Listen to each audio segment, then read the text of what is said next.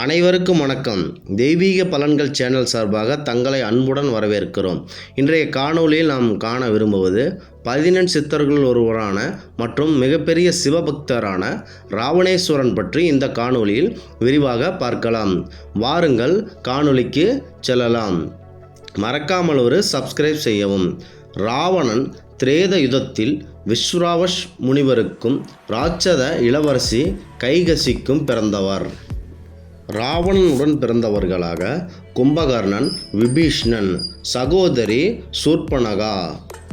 அடுத்ததாக ராவணனின் மனைவி மண்டோதரி ஆகும். மண்டோதரிக்கும் ராவணனுக்கும் பிறந்தவர்கள் இந்திரஜித், அட்சயகுமாரன், திரிசரன், அதிகாயன், பிரகஸ்தன் மற்றும் நரந்தகன், தேவாந்தகன் ஆகியோர் ராவணனின் மகன்கள் ஆவார். இவர் குபேரன் அவர்களின் ஒன்றுவிட்ட அண்ணன் ஆவார். குபேரன் ஆவார். இந்த ராவணேஸ்வரன் இலங்கையை ஆண்ட அசுரகுல மன்னர்கள் என்று கூறப்படுகிறது. ராவணனுக்கு இலங்கேஸ்வரன், ராவணேஸ்வரன், திரிலோக அதிபதி, தசக்ரீவன் என்ற பெயர்கள் உண்டு.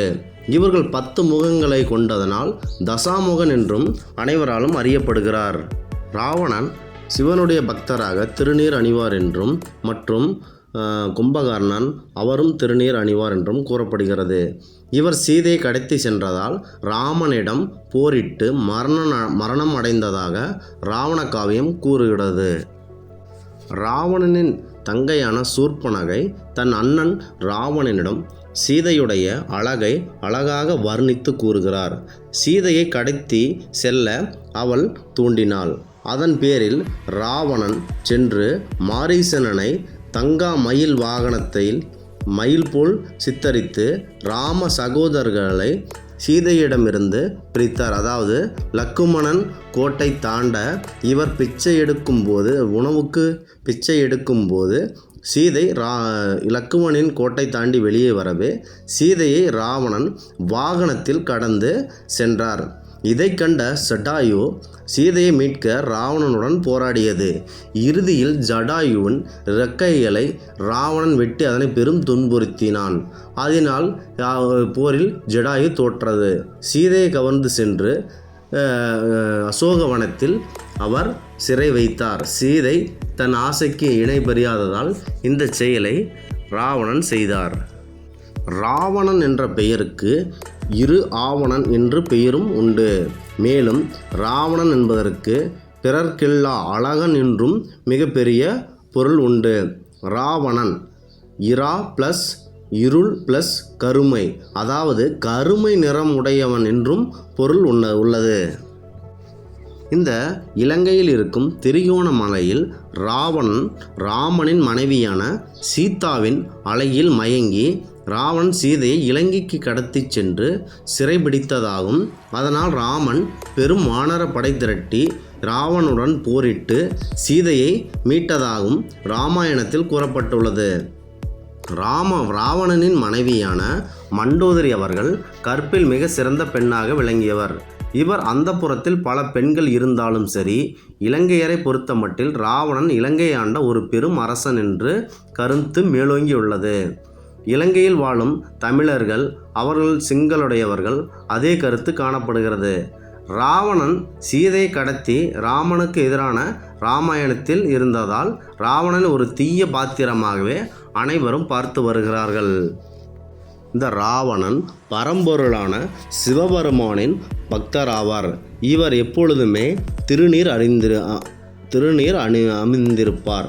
இலங்கை என்னும் அழியாமல் இருக்க ஆத்மலிங்கத்தை வேண்டி சிவபெருமானை நோக்கி கடும் தவம் இருந்தவர் ராவணன். தவத்தில் மகிழ்ந்த சிவபெருமான் ஆத்மலிங்கத்தை ராவணனுக்கு மகிழ்ச்சியாக தந்தார். ஆத்மலிங்கம் இருக்கும் இடத்தை யாரும் அழிக்க இயலாது. அதாவது அந்த ஆத்மலிங்கத்தை இலங்கைக்கு சென்று வைத்துவிட்டால் அந்த இலங்கையை யாராலும் அழிக்க முடியாது, இலங்கையை ஆளும் அரசனையும் யாராலும் அழிக்க முடியாது என்ற நோக்கில் இந்த வரத்தை பெற்றார் ராவணேஸ்வரன்.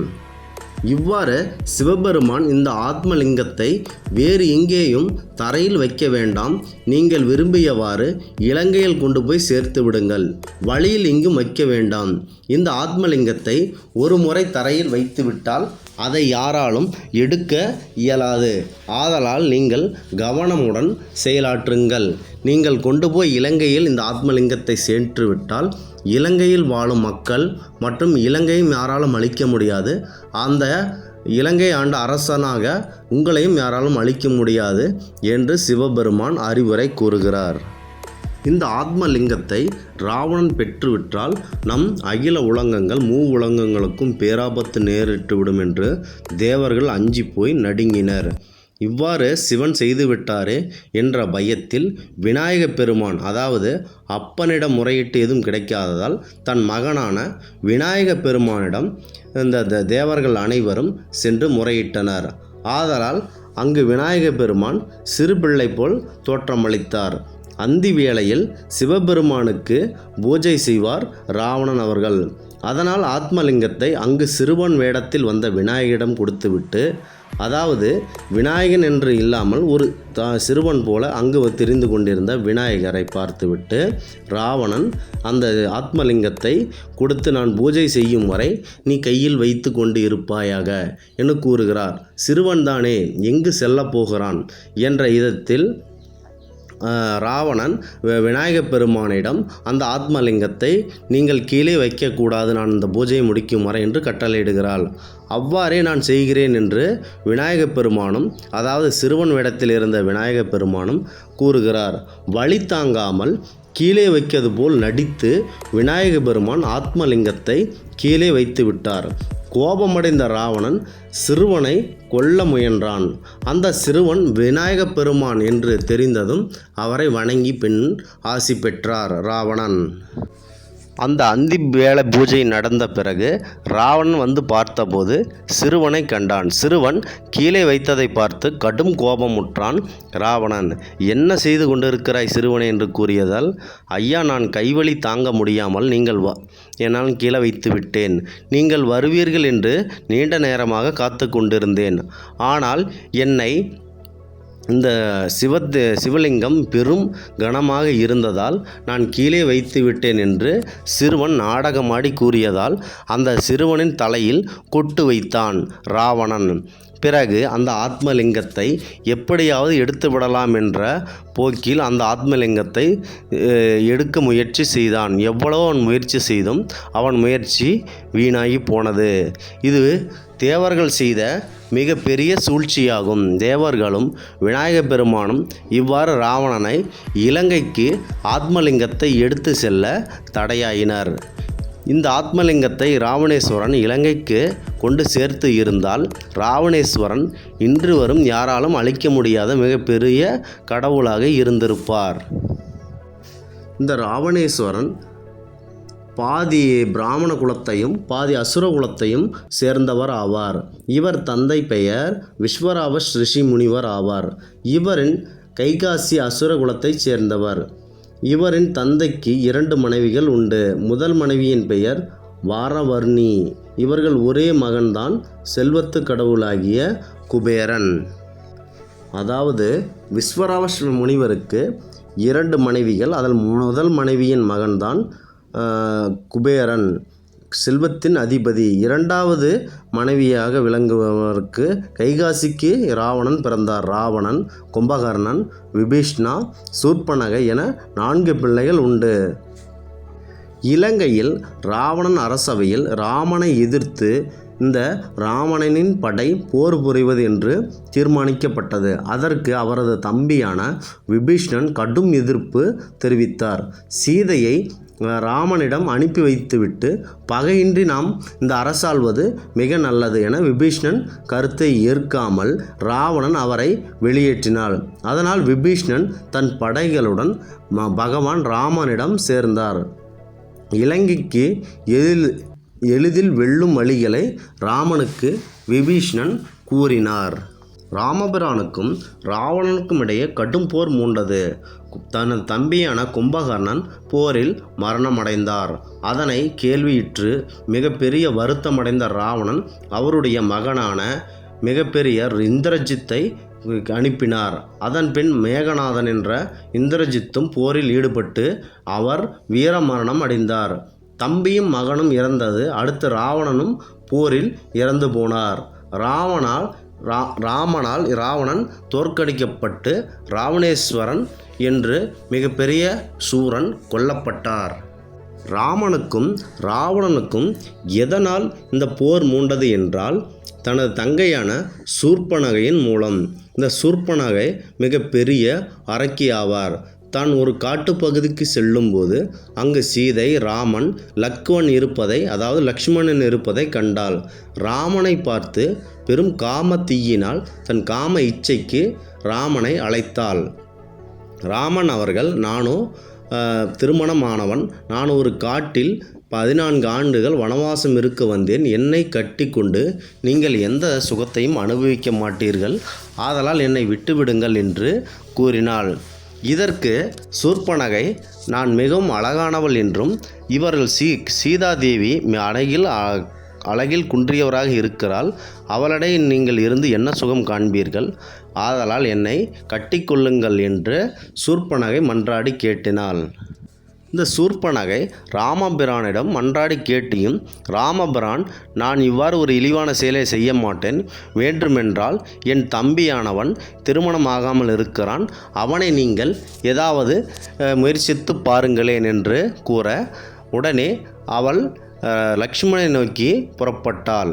அதாவது ஒரு உண்மையான காதலிப்பவள் என்றால் ராமனை விட்டு உடனே தன் தம்பியான சகோதரனை லக்ஷ்மணனை தேர்ந்தெடுத்தாள்.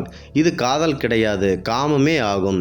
ஆதலால் லக்ஷ்மணனை வர்ணித்து கேட்டதால் லக்ஷ்மண் அவர்களை கலாய்த்து நீங்கள் சென்று விடுங்கள் என்று இருவரும் நகைத்தபடியே இருந்தனர்.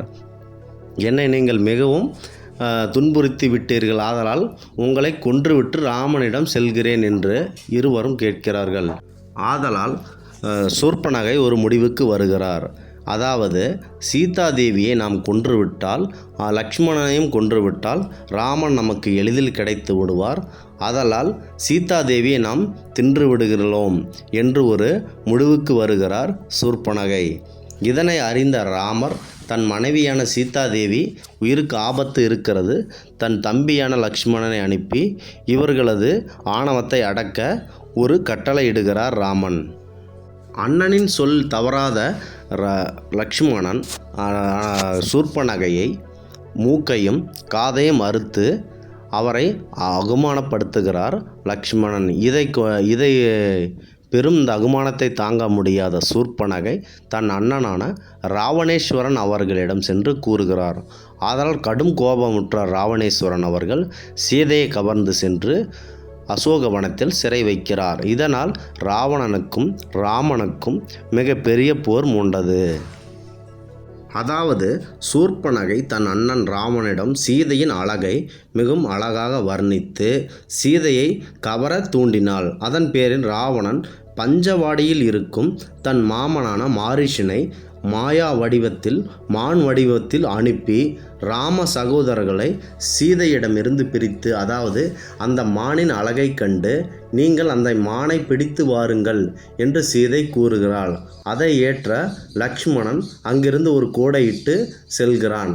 அப்போது பிச்சைக்காரன் வடிவத்தில் உணவு வேண்டி வந்த ராவணேஸ்வரன் அவர் அந்த கோட்டை தாண்டி வெளியே வந்து அன்னத்தை இடுமாறு கேட்டுக்கொள்கிறார். அந்த லக்ஷ்மணனின் அங்கு இருந்து சென்றபோது சீதை அவர்கள் அந்த கோட்டை விட்டு வெளியே வர வேண்டாம் என்று கூறுகிறார். அதை ஏற்க மறுத்த சீதாதேவி தன் கோட்டை சேர்ந்து வந்து இந்த உணவு அளிக்கிறார். இதனால் சீதாதேவியை ராவணேஸ்வரன் கடத்தி செல்கிறார். இந்த ராவணேஸ்வரன் அனைத்து கலைகளிலும் ஆயக்கலைகள் அனைத்தையும் கற்றுத் தெரிந்தவன், வீணை மீட்பதில் வல்லவன், தீவிர சிவபக்தன். ராவணன் இறைபக்தியினால் ஏராளமான வரங்களை சிவபெருமானிடம் பெற்றிருந்தார். தன் தவ வலிமையினால் கைலாச மலையையும் அசைத்து பார்த்தவன் இந்த ராவணேஸ்வரன் ஆவார். ராவணன் தன்னை கொல்பவன் சாதாரண மனிதனாகவே இருக்க வேண்டும் மற்றும் அவனுக்கு எந்த ஒரு திவ்ய சக்தியும் இருக்கக்கூடாது என்று இருந்தார். தேவரான ராவணன் நம்மை எப்படி ஒரு சாதாரண மனிதனால் கொல்ல முடியும் என்ற இருமாப்புடன் இருந்தார் ராவணேஸ்வரன். தன் அண்ணனான குபேரனை இலங்கையிலிருந்து விரட்டையடித்து பிறகு இலங்கையையும் கைப்பற்றினார். அதன் பின் ராவணன் தேவலோகம் சென்று அங்கு இருக்கும் இந்திரனையும் வென்று தேவலோகத்தையும் கைப்பற்றினார் ராவணன். ராவணன் தன்னுடைய காலகட்டத்தில் ஒரு மாபெரும் அசுர வீரனாக காணப்பட்டான். அவரை வீழ்த்த எவர் ஒருவரும் இல்லை என்று கொக்கரித்து கொண்டிருந்தார். அந்த ஆணவத்தில் வாலியிடம் பெரும் சேட்டைகள் செய்ய வாலி ராவணன் தன் வாளில் சுருட்டி கொண்டு போய் தன் மகனுக்கு 10 தலை பூச்சி என்று காட்டினார். ராவணன் தன் தங்கை சூர்ப்பனகை ராமன் மீது காமத்தினால் பாய லக்ஷ்மணன் அவர்கள் சூர்ப்பனகையை அவமானப்படுத்தி பழிவாங்கினார். இதனால் பெரும் அவமானமுற்ற சூர்ப்பனகை சீதை கடத்தி வருமாறும் அவரை கடத்தி வந்து நீங்கள் திருமணம் செய்யுமாறும் கேட்டார். இதனை அறிந்த மண்டோதரி அவர்கள் ராவணன் மனைவி சீதாதேவி அவர்களிடம் ஒப்படைத்து விடுங்கள், இதனால் உங்களுக்கு பெரிய உயிர் அபாயம் இருக்கும் என்றும் மண்டோதரி கூறுகிறார். மண்டோதரியானவள் எதிர்காலம் அறிந்தவள் ஆவார்கள். அதனால் இவர் ராவணன் தன்னை எவராலும் வெல்ல முடியாது என்ற ஒரு ஆணவத்தில் ராவணனும் ஜோதிடத்தில் மிகப்பெரிய வல்லவன். ராவணன் ஜோதிடத்தில் தன் கிரகங்கள் தன் மீது பார்வைப்பட்டால் தன் துன்பங்கள் நேரும் என்ற செருக்கினால் அந்த அனைத்து கிரகங்களையும் தன் மீது பார்வை பதிக்குமாறு கேட்டுக்கொண்டார். அந்த பயத்தினால் அனைத்து கிரகங்களும் ராவணன் மீது பார்த்து கொண்டிருந்தது. ஆதலால் சனி பகவான் பார்வையும் ராவணன் மீது பட்டது. சனி பகவான் பார்வைப்பட்டால் ஒருவர் எப்பேற்பட்ட நிலையிலிருந்தும் கீழே தள்ளப்படுவார்கள். ஆதலால் இவன் அழிவிற்கு அதுவும் ஒரு காரணமாக அமைந்தது. இந்த ராவணன் மிகப்பெரிய நற்குணமும் தீமை குணமும் உடையவன். ராவணன் மிகப்பெரிய சக்திசாலியாகவும் ஒரு ராஜன் மட்டுமல்ல, அவன் ஒரு மகத்தான சிவபக்தனும் கூட. அவன் பக்தன் தான், பக்தி இருக்காது, ஆனால் மிகவும் அகங்காரம் பிடித்தவன். பக்தியும் இருக்கிறது, ஆதலால் சக்தியும் இருக்கிறது, திறமையும் இருக்கிறது, புத்தியும் இருக்கிறது, ஆனால் அகங்காரம். இந்த அகங்காரத்தினாலேயே அந்த பக்தி அனைத்தும் கெட்டுப்போய் அவன் அழிவு ஏற்பட்டது. இப்படி கைலாயத்திற்கு சென்று ராவணன் அவன் அங்கேயே பாடி கவிதை எழுதி மிகப்பெரிய வீணை வாசித்து, அதாவது வீணை வாசிக்கும்போது வீணை அருந்தது. அப்பொழுது அவன் நரம்பினால் அந்த வீணையை செய்து வீணை வாசித்து சிவபெருமானை மகிழ்வித்தார். சிவபெருமானும் மகிழ்ச்சியில் கூத்தாடினார். என்ன வரம் கேள் என்று கேட்கும்போது சிவபெருமான் பார்வதி தேவி அழகில் மயங்கி அவரை மறந்துவிட்ட போல் இசை வாசித்த ராவணன் பார்வதியை கேட்க துணிங்கினார். ராவணன் வேண்டிய இசையில், ராவணன் தொடுத்த இசையில் சிவபெருமான் அவர்கள் மயங்கிய நிலையில் இருந்தபோது என்ன வேண்டுமானாலும் கேள் என்று கூற, ராவணன் தங்கள் மனைவியான பார்வதி தேவி எனக்கு வேண்டும் என்று கூற, எடுத்து கூட்டி செல் என்று கூறிவிடவே ராவணன் பார்வதியை நோக்கி செல்கிறார்கள். இந்த விஷயத்தை தேவர்கள் மூலம் பார்வதி தேவி கண்டுபிடிக்கிறார்கள். பார்வதி தேவி ராவணன் இங்கே வந்து நம்மை கூற்றி சென்று விடுவார் என்ற அச்சத்தினால் ஒரு குளத்தில் தவளையை பிடித்து அந்த தவளைக்கு பெண்ணாக உருவமுற்று பார்வதி தேவி போன்று உருவத்தை கொடுத்து அவர்களுக்கு மிகவும் அழகாக வர்ணிக்கிறார்கள் பார்வதி தேவியர்கள். அந்த அழகில் மயங்கிய ராவணன் அந்த தவளையை கைப்பிடித்து இழுத்து சென்று விடுகிறார். பிற்போக்கில் தெரிகிறது அந்த தேவிதான் மண்டோதரி அவர்கள்.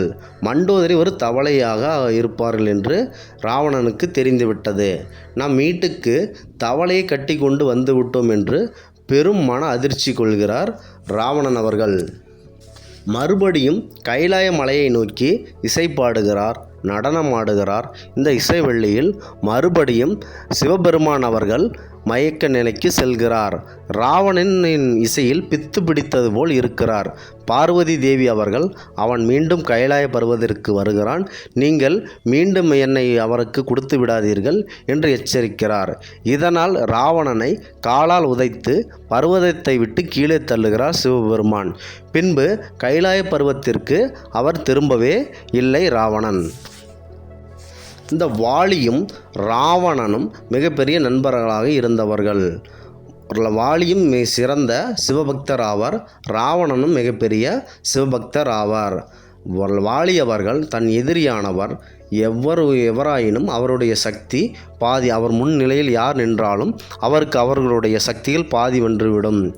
ஆதலால் வாலி ஒரு மிகப்பெரிய சிவபக்தர் ஆவார். ஒரு சமயம் கடற்கரை ஓரம் வாலி அவர்கள் தியானத்தில் சிவபெருமானை நோக்கி தியானம் செய்து கொண்டிருக்கிறார். இதனை பார்த்த ராவணேஸ்வரன் அவர்கள், என்ன ஒரு குரங்கு ஒன்று தியானம் செய்து கொண்டிருக்கிறது, இதற்கு இவ்வளவு பெரிய அறிவா என்று அவர் அந்த குரங்கை, அதாவது வாலியை போய் அந்த தியானத்தை கலைத்தது. தியானத்தில் இருந்தபடியே வாலி அவர்கள் கையசைவில் விலகி போய்விடுங்கள் என்று கூற, அதனை ஏற்க மறுத்த ராவணேஸ்வரன் மீண்டும் மீண்டும் தனது சேட்டைகளை காண்பித்தார். அந்த தியானத்தை முடித்துவிட்டு பிறகு ஒரு கடற்கரைக்கு சென்று இன்னொரு யாகம் செய்கிறார் வாலி அவர்கள். அங்கேயும் சென்று தனது சேட்டையை காண்பிக்கிறார் ராவணன் அவர்கள். ராவணனை தன் வாளால் சுருட்டி கொண்டு போய் செல்கிறார்.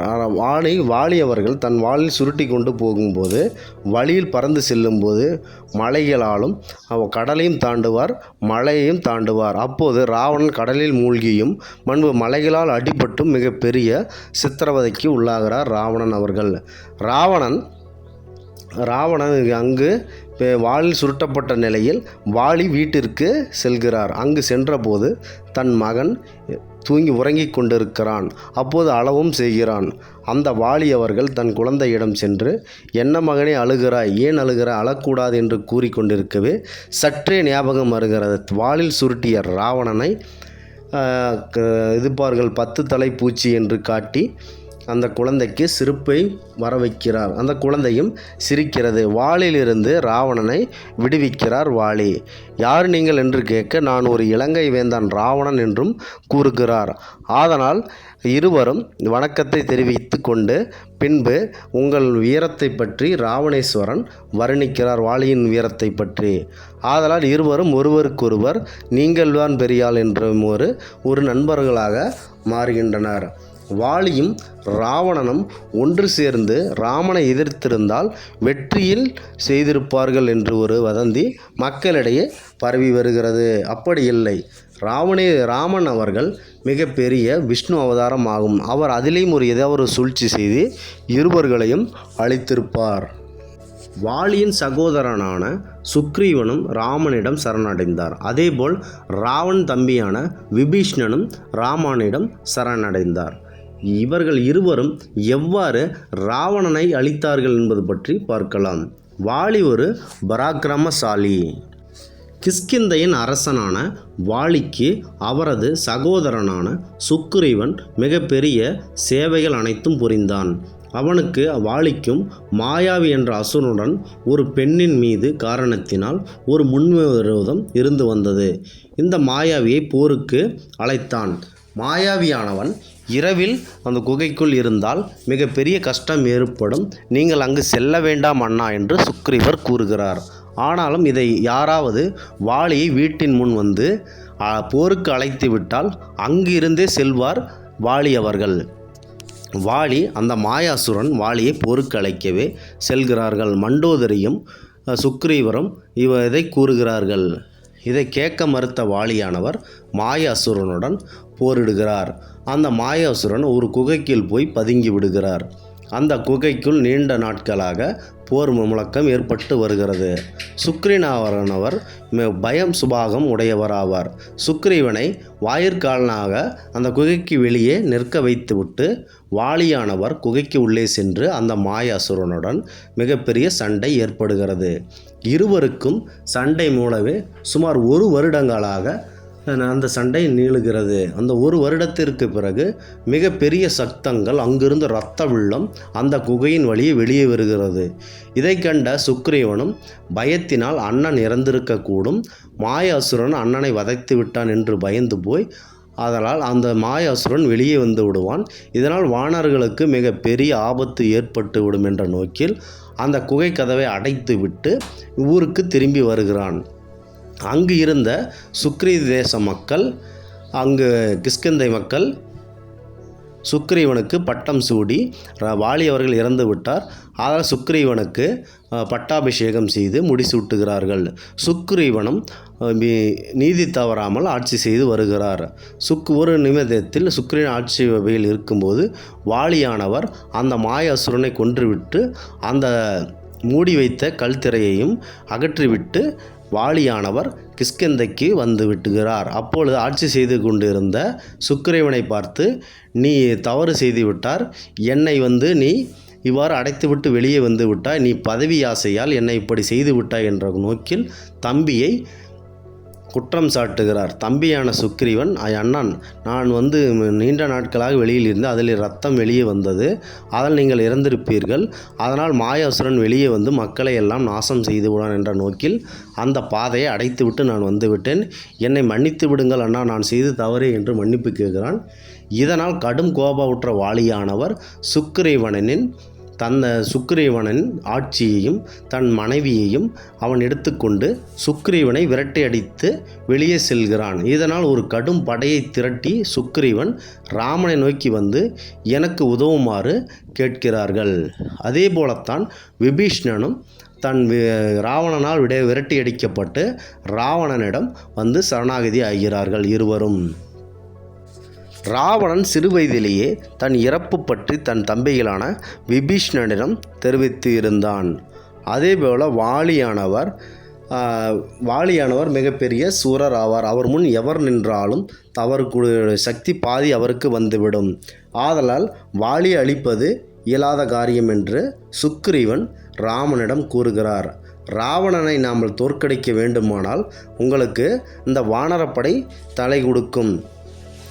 என்னை ஒரு வாலியானவர் எனக்கு பெரும் பிரச்சனை செய்து வருகிறார் என் அண்ணனான அவரை நீங்கள் வதம் செய்தால் அந்த வானர படையுடன் எளிதில் கடலை கடந்து ராவணனை அழித்து விடலாம் என்று சுக்ரீவன் தனது அண்ணனை கொல்லுமாறு ராமனிடம் வேண்டுகிறார்.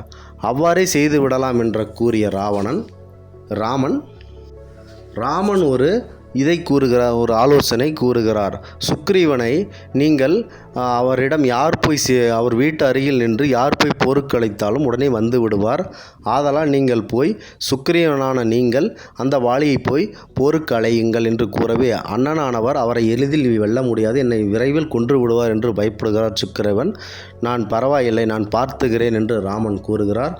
அவ்வாறே சென்று வாலியின் வீட்டில் முன் நின்று அடே வாலி என்று சுக்ரீவன் போருக்கு அழைக்கவே மண்டோதரியானவர்கள் எப்பொழுதும் பயங்கி நடுங்கி கொண்டிருக்கும் சுக்ரீவன் தங்களை போருக்கு அழைக்கிறார் என்றால் இதில் ஏதோ ஒரு சூழ்ச்சி இருக்கிறது, ஆனால் நீங்கள் செல்ல வேண்டாம் என்று கூறவே அந்த கோழை என்னை போருக்கு அழைக்கிறான், நான் செல்லாமல் இருந்தால் இந்த உலகம் என்னை பழிக்கும் என்று கூறிவிட்டு வெளியே வருகிறான்.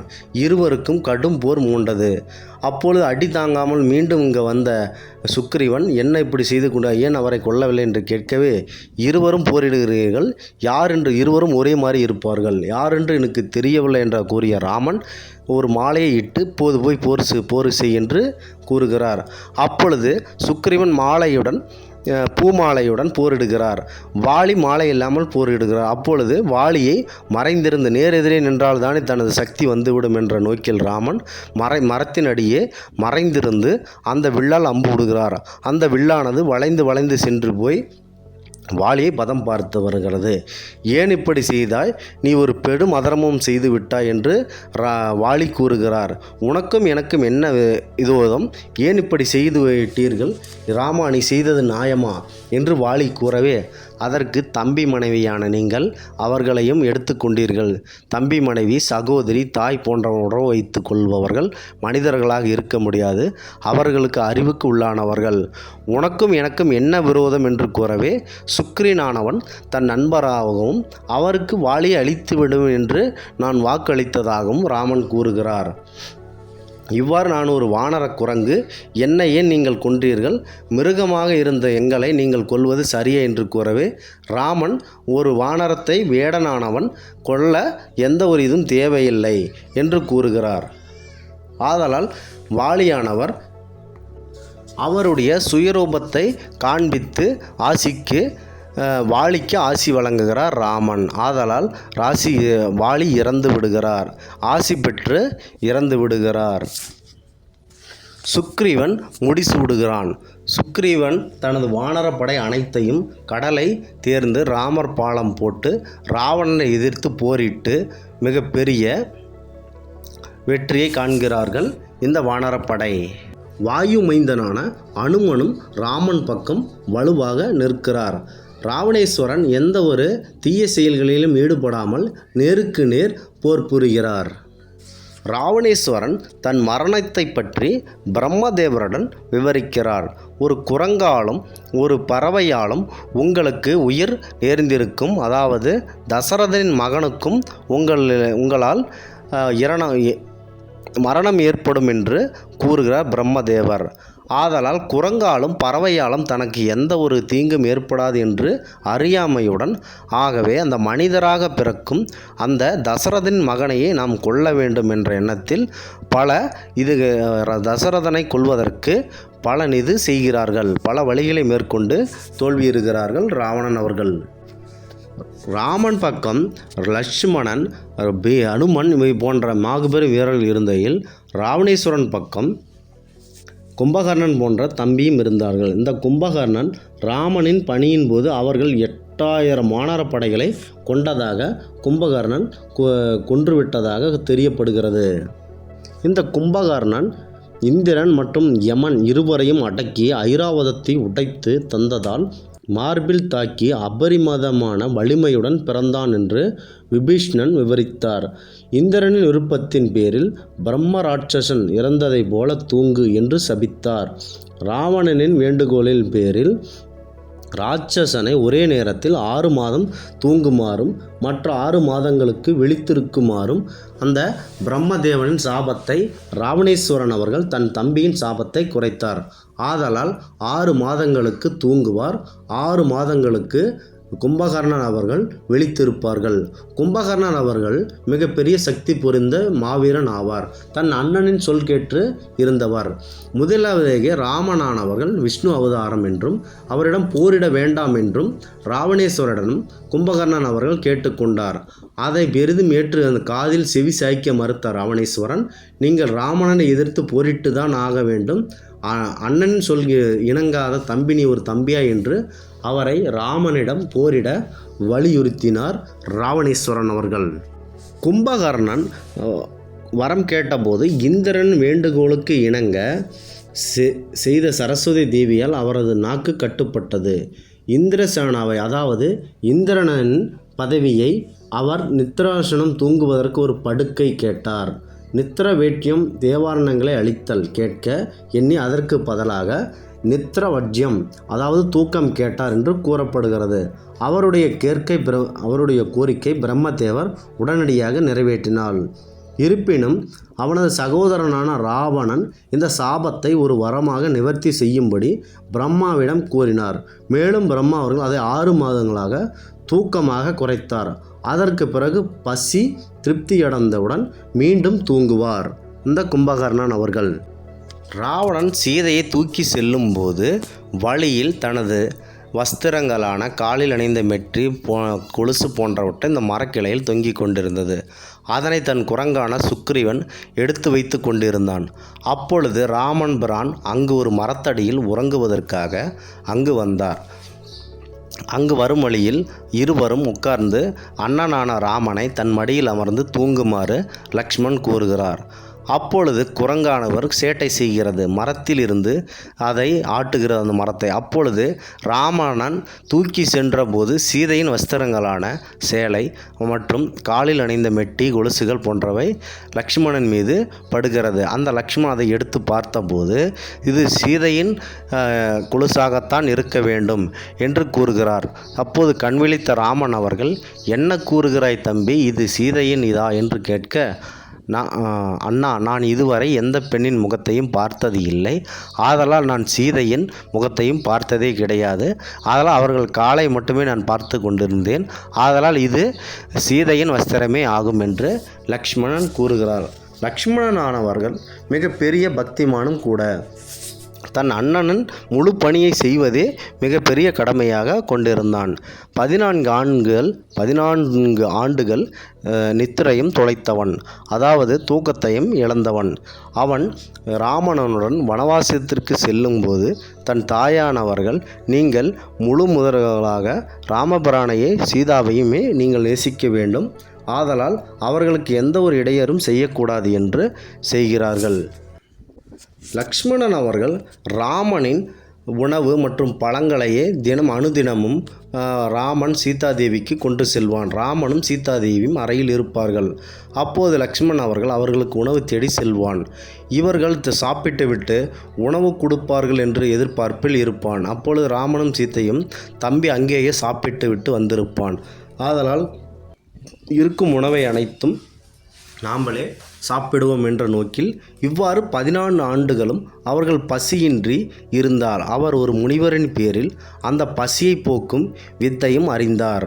மேலும் 14 ஆண்டுகள் தூக்கத்தையும் நித்ரா அவரை ஒரு நாள், நித்ரா என்றால் தூக்கம், நித்ராதேவி அவர்கள் லக்ஷ்மணனை நோக்கி ஒரு நாள் வந்து தன்னை ஆட்மிக்க வந்தது. அப்போது நித்ரா அவர்களே, தூக்கம் எனக்கு வர வேண்டாம், நான் அனுதினமும் ராமபிரானையே நான் மனதில் நினைத்து வருகிறேன். அவர்களுக்கு சீதாதேவிக்கும் ராமபிரானுக்கும் நான் சேவை செய்ய பிறந்தவன். அதனால் இந்த 14 ஆண்டுகள் என்னை தூக்கத்தில் இருந்து மீட்ட செய்யுங்கள். நான் தூங்குவதற்கு எந்த ஒரு இதுவும் கொடுக்கக்கூடாது, நான் தூங்க மாட்டேன் என்ற ஒரு வரம் கேட்கிறார். நித்ராதேவியும் இது நான் உங்களை ஆட்கொள்ள போகும், எனக்கு வேறு வழியில் என்று கேட்க, என் மனைவியான அவர்களுக்கு நீங்கள் தூக்கத்தை கொடுத்து விடுங்கள் என்று நான் ஒரு வரம் அளித்தேன்.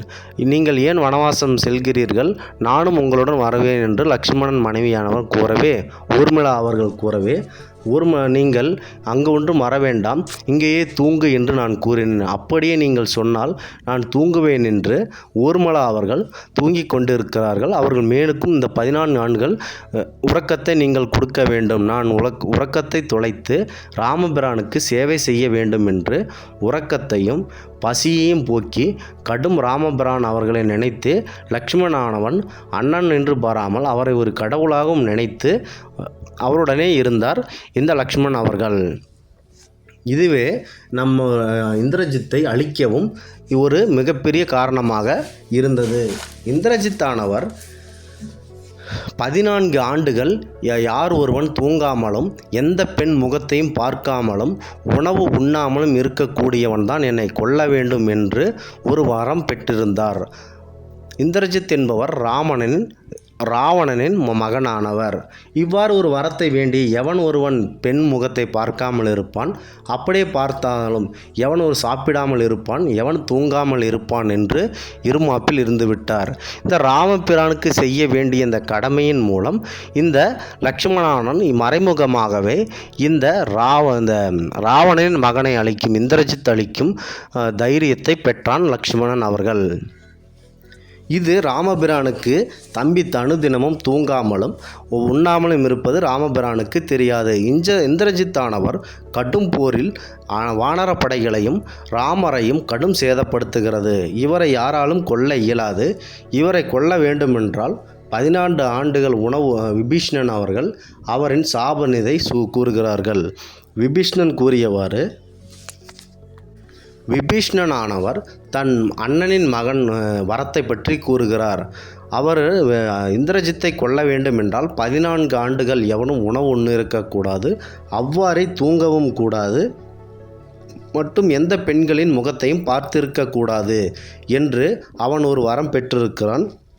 அப்படி ஒருவனாலேயே கொல்ல முடியும் என்று கூறவே, அப்படி ஒரு மனிதன் இல்லையே என்று ராமபிரான் வருத்தப்படவே, அண்ணனானவன் அங்கு வந்து வருத்தப்படுகிறானே என்று அப்பொழுது உண்மையை வெளியே தெரிக்கிறார் லக்ஷ்மணன் அவர்கள். அண்ணா, நான் இருக்கிறேன் என்று கூறவே அதிர்ச்சி அடைந்தார் ராமபிரானும் விபீஷணன் அவர்களும் அனைவரும் அதிர்ச்சி அடைந்தனர். லக்ஷ்மணனின் இந்த தியாகத்தை பார்த்த ராமன், தம்பி நீ எவ்வாறு இப்படி இருந்தாய் என்று கேட்கவே, அண்ணா, நான் அனுதினமும் உணவு எடுத்துக்கொள்ள அங்கு சென்று வருவேன். அப்பொழுது நீங்கள் எனக்கு உணவு அளிப்பீர்களா என்று பார்ப்பேன். அப்பொழுது நீங்கள் நான் உணவு உண்டு விட்டேன் என்ற காரணத்தினால் நீங்களே உணவை உண்டு விடுவீர்கள். ஆதலால் நான் உணவு உண்ணாமலே இருந்து வந்தேன். நீங்கள் எந்த ஒரு செயலையும் சொன்னால்தான் நான் அதை செய்வேன். அதனால் நீங்கள் என்னை உணவு உண்ணவே சொல்லவில்லை. அதனால் நான் உணவு உண்ணாமலே இருந்தேன் என்று வருத்தத்துடன் கூறுகிறான் லக்ஷ்மணன். இதை கேட்ட ராமபிரான் கண்ணின் நீர்வழியுடன், தம்பியை நாம் மிகவும் கொடுமைப்படுத்தி விட்டோம் என்று வருத்தப்படுகிறார் ராமபிரான். அதுவே அவர்களுக்கு ஒரு நல்ல செயலாக மாறி அன்று இந்திரஜித்தை கொல்லவும் லக்ஷ்மணன் கொன்று விடுகிறார். இந்த வரத்தை பெற்றிருந்த லக்ஷ்மணன் நம் அனைவர் கண்களிலும் நீர் வள வைக்கும். இவ்வாறு ஒரு அண்ணனுக்காக சாப்பிடாமலும் உறங்காமலும் எந்த பெண்ணின் முகத்தை பார்க்காமலும் மிக பெரிய கண்ணியவானாக லக்ஷ்மணன் அவர்கள் திகழ்கிறார் என்பது நம் அனைவருக்கும் தெரிந்த ஒன்றேயாகும். ராவணன் ஆனவர்கள் இறக்கும் தருவாயில் உபதேசம் கூற விரும்பினார். அப்பொழுது ராமன் தன் தம்பியாத லக்ஷ்மணன் அவரை அங்கு சென்று ராமனின் உபதேசங்களை பெற விரும்பினார்.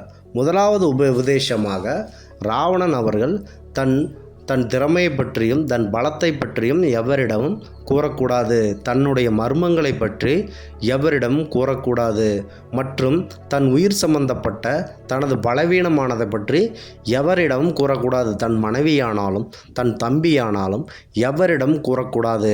இன்று நான் எனது தம்பியிடம் அந்த மரணத்தை பற்றி கூறாமல் இருந்திருந்தால், அந்த தொப்புளில் எனது உயிர் இருக்கிறது என்று என் தம்பியிடம் கூறாமல் இருந்திருந்தால் இன்று என்னை எவராலும் வென்றிருக்க இயலாது என்று ராவணேஸ்வரன் வருத்தப்படுகிறான். செருக்கு, பிறன் மனைவி நோக்குதல், அகங்காரம் போன்ற செயல்களில் நாம் ஈடுபடக்கூடாது. பொறுமையே மிக பெரும் ஸ்தானமாக எடுத்துக்கொண்டு எந்த ஒரு செயல்களையும் செய்ய வேண்டும். தீமையை எவ்வளவு வேண்டுமானாலும் தள்ளி வைக்க வேண்டும். ஒரு நல்ல காரியம் செய்ய வேண்டுமென்றால் எப்படி பாடுபட்டாலும் அந்த நல்ல காரியத்தை நாம் செய்துவிட வேண்டும் என்று, உடனே செய்துவிட வேண்டும் என்று ராவணேஸ்வரன் கூறுகிறார் லக்ஷ்மணனிடம். ராவணன் இறக்கும் தருவாயில் நினைத்து கொண்டார், எதிரியை குறைவாக எண்ணக்கூடாது. குரங்கையும் கரடியையும் குறைவாக மதிப்பிட்டதால் அவர்களுடனான போரில் தோற்றேன். பிரம்மனிடம் சாகாவரம் கேட்டபோது குரங்கு மற்றும் மனிதரை தவிர வேறு ஒருவரால் உன்னை கொல்ல முடியாது என்று பிரம்மா கூறினார். அப்போது இந்த இரண்டு உயிரினங்களுக்கும் தன்னை கொல்ல தகுதியில்லை என குறைத்து மதிப்பிட்டதால் தான் இந்த வாழ்க்கை இறந்ததாக ராவணன் அவர்கள் பெரும் வருத்தப்பட்டார். அடுத்ததாக, வாழ்க்கையில் ஒருவருடைய இரகசியத்தை எந்த காரணம் கொண்டும் எவரிடமும், இந்த உலகத்தில் யாரிடமும் நாம் எவரிடமும் கூறக்கூடாது. நாம் அப்படி விபீஷ்ணனிடம் தனது மரணத்தின் குறித்த இரகசியத்தை கூறியதால் என் வாழ்க்கையில் மிகப்பெரிய தவறு செய்துவிட்டேன். ராவணன் மறைவிற்கு பின் அவரது மனைவி மண்டோதரியை விபீஷ்ணன் மணந்து கொள்கிறார். இந்த ராவணனுக்கு உண்மையில் 10 தலை இருக்கிறதா என்றால், இந்த துறையில் 10 தலை இருப்பது என்னவென்றால், தலை சிறந்த தலைவனான ராவணன் இருந்தது என்னவாகும். சிறந்த வீணை வித்வான், சிறந்த சிவபக்தர், சிறந்த பேராற்றல் கொண்ட வீரன் போன்ற 10 குணாதிசயங்களை இவர் பற்றிருந்ததால், அதனால் இவருக்கு 10 தலை ராவணன் என்ற ஒரு பெயரும் வந்தது.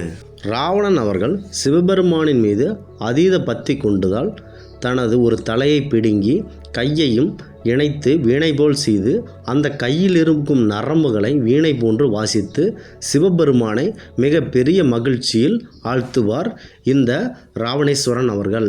மண்டோதரியும் சிறந்த சிவபக்தி ஆவார்கள். இந்தியாவில் அதிகமான ராவணன் கோயில்கள் உள்ளது. இந்தியா ஒரு வளமான வரலாறு, கலாச்சாரம் மற்றும் புராணங்களை கொண்டுள்ளது. இந்த புராணங்களில் மிகவும் சுவாரஸ்யமான பாத்திரங்களில் ஒருவரான ராவணனை அவன் மோசமான செயல்களும் அறியப்படுகிறான். ஆயினும் கூட இந்த உலகத்தில் அவன் மிகப்பெரிய புத்திசாலி என்பதையும் நம்மால் மறுக்க முடியாது. உண்மையில் அவருக்கு பல பின்பற்றுபவர்கள் மற்றும் வழிபடுபவர்கள் உள்ளனர். அவர்கள் 10 தலை அரசன் ராவணனை நம்புகிறார்கள் மற்றும் அவரை ஒரு தெய்வமாக வணங்குகிறார்கள். மேலும் இந்தியாவில் அவருக்கு கோவில்கள் அதிகமாக இருக்கின்றன. பிஸ்ரக் ராவண மந்திர் உத்தரப்பிரதேசத்தில் இந்த கோயில் அமைந்துள்ளது. ராவண் கிராம் கோயில் விதிஷா மத்திய பிரதேசத்தில் அமைந்துள்ளது. ராவண் கிராம் ராவணன் கோவில் மன்சூர் மத்திய பிரதேசத்தில் அமைந்துள்ளது. மண்டோ ராவண் மந்திர் ஜோத்பூர் ராஜஸ்தானில் அமைந்துள்ளது. காக்கிநாடா ராவணன் கோயில் ஆந்திர பிரதேசத்தில் அமைந்துள்ளது. யமதர்மனுக்கும் ஒருவர் ஒரு சகோதரர்கள் ஆவார்கள். இவர்கள் இருவரும் எப்பொழுதும் சண்டையிட்டு கொண்டே இருப்பார்கள். ஏனென்றால் சூரிய பகவான் சனீஸ்வரன் மீது அன்பு காட்டாமல் யமதர்மனின் மீதே அன்பு காட்டி வருவார். காரணம் என்னவென்றால், சூரியனின் ஒளி தேசஸ் அனைத்தும் யமதர்மன் முகத்தில் அழகாக இருப்பார். அவர் மிகவும் பிரகாசமாக அழகாகவும் தோற்றத்தில் இருப்பார். சனி பகவானோ மிகுந்த கருமை நிறத்தில் இருப்பார்.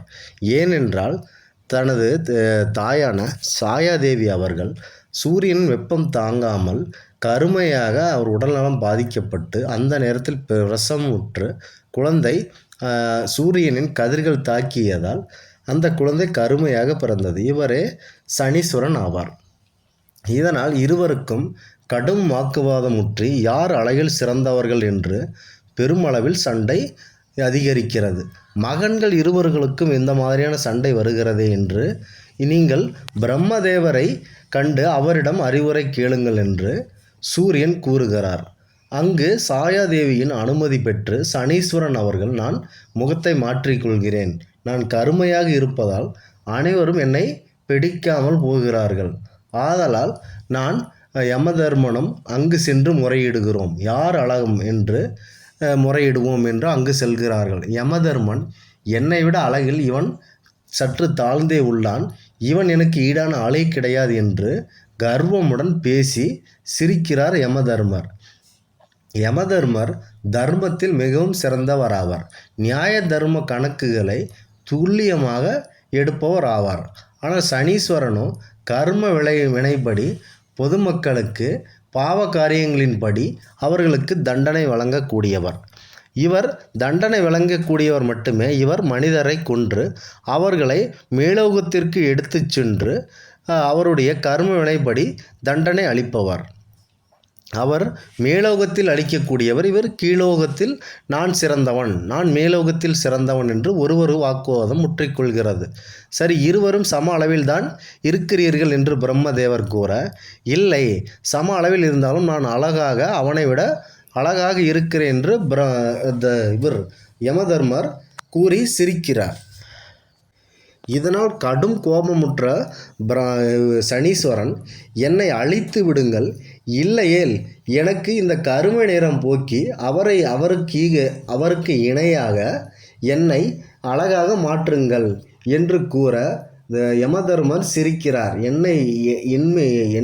என்னை மாதிரி நீங்கள் இருக்க வேண்டும் என்று ஆசைப்படுகிறாய் சனீஸ்வரா, அவ்வாறு ஒரு காரியம் நிகழாது என்று சிரிக்கிறார். இதை பார்த்து கொண்டிருந்த பிரம்மதேவர் இந்த யமதர்மனுக்கு ஒரு பாடம் புகட்ட வேண்டும் என்று நினைத்து, சனீஸ்வரா, என்னால் படைக்க மட்டுமே முடியும், ஆதலால் நீ இவ்வாறே தான் இருக்க முடியும், கரும நிறத்தில் உன்னை படைத்திருக்கிறேன், நீ இவ்வாறே கரும நிறத்துடனே இருக்க வேண்டும் என்று பிரம்மதேவர் கூறுகிறார்.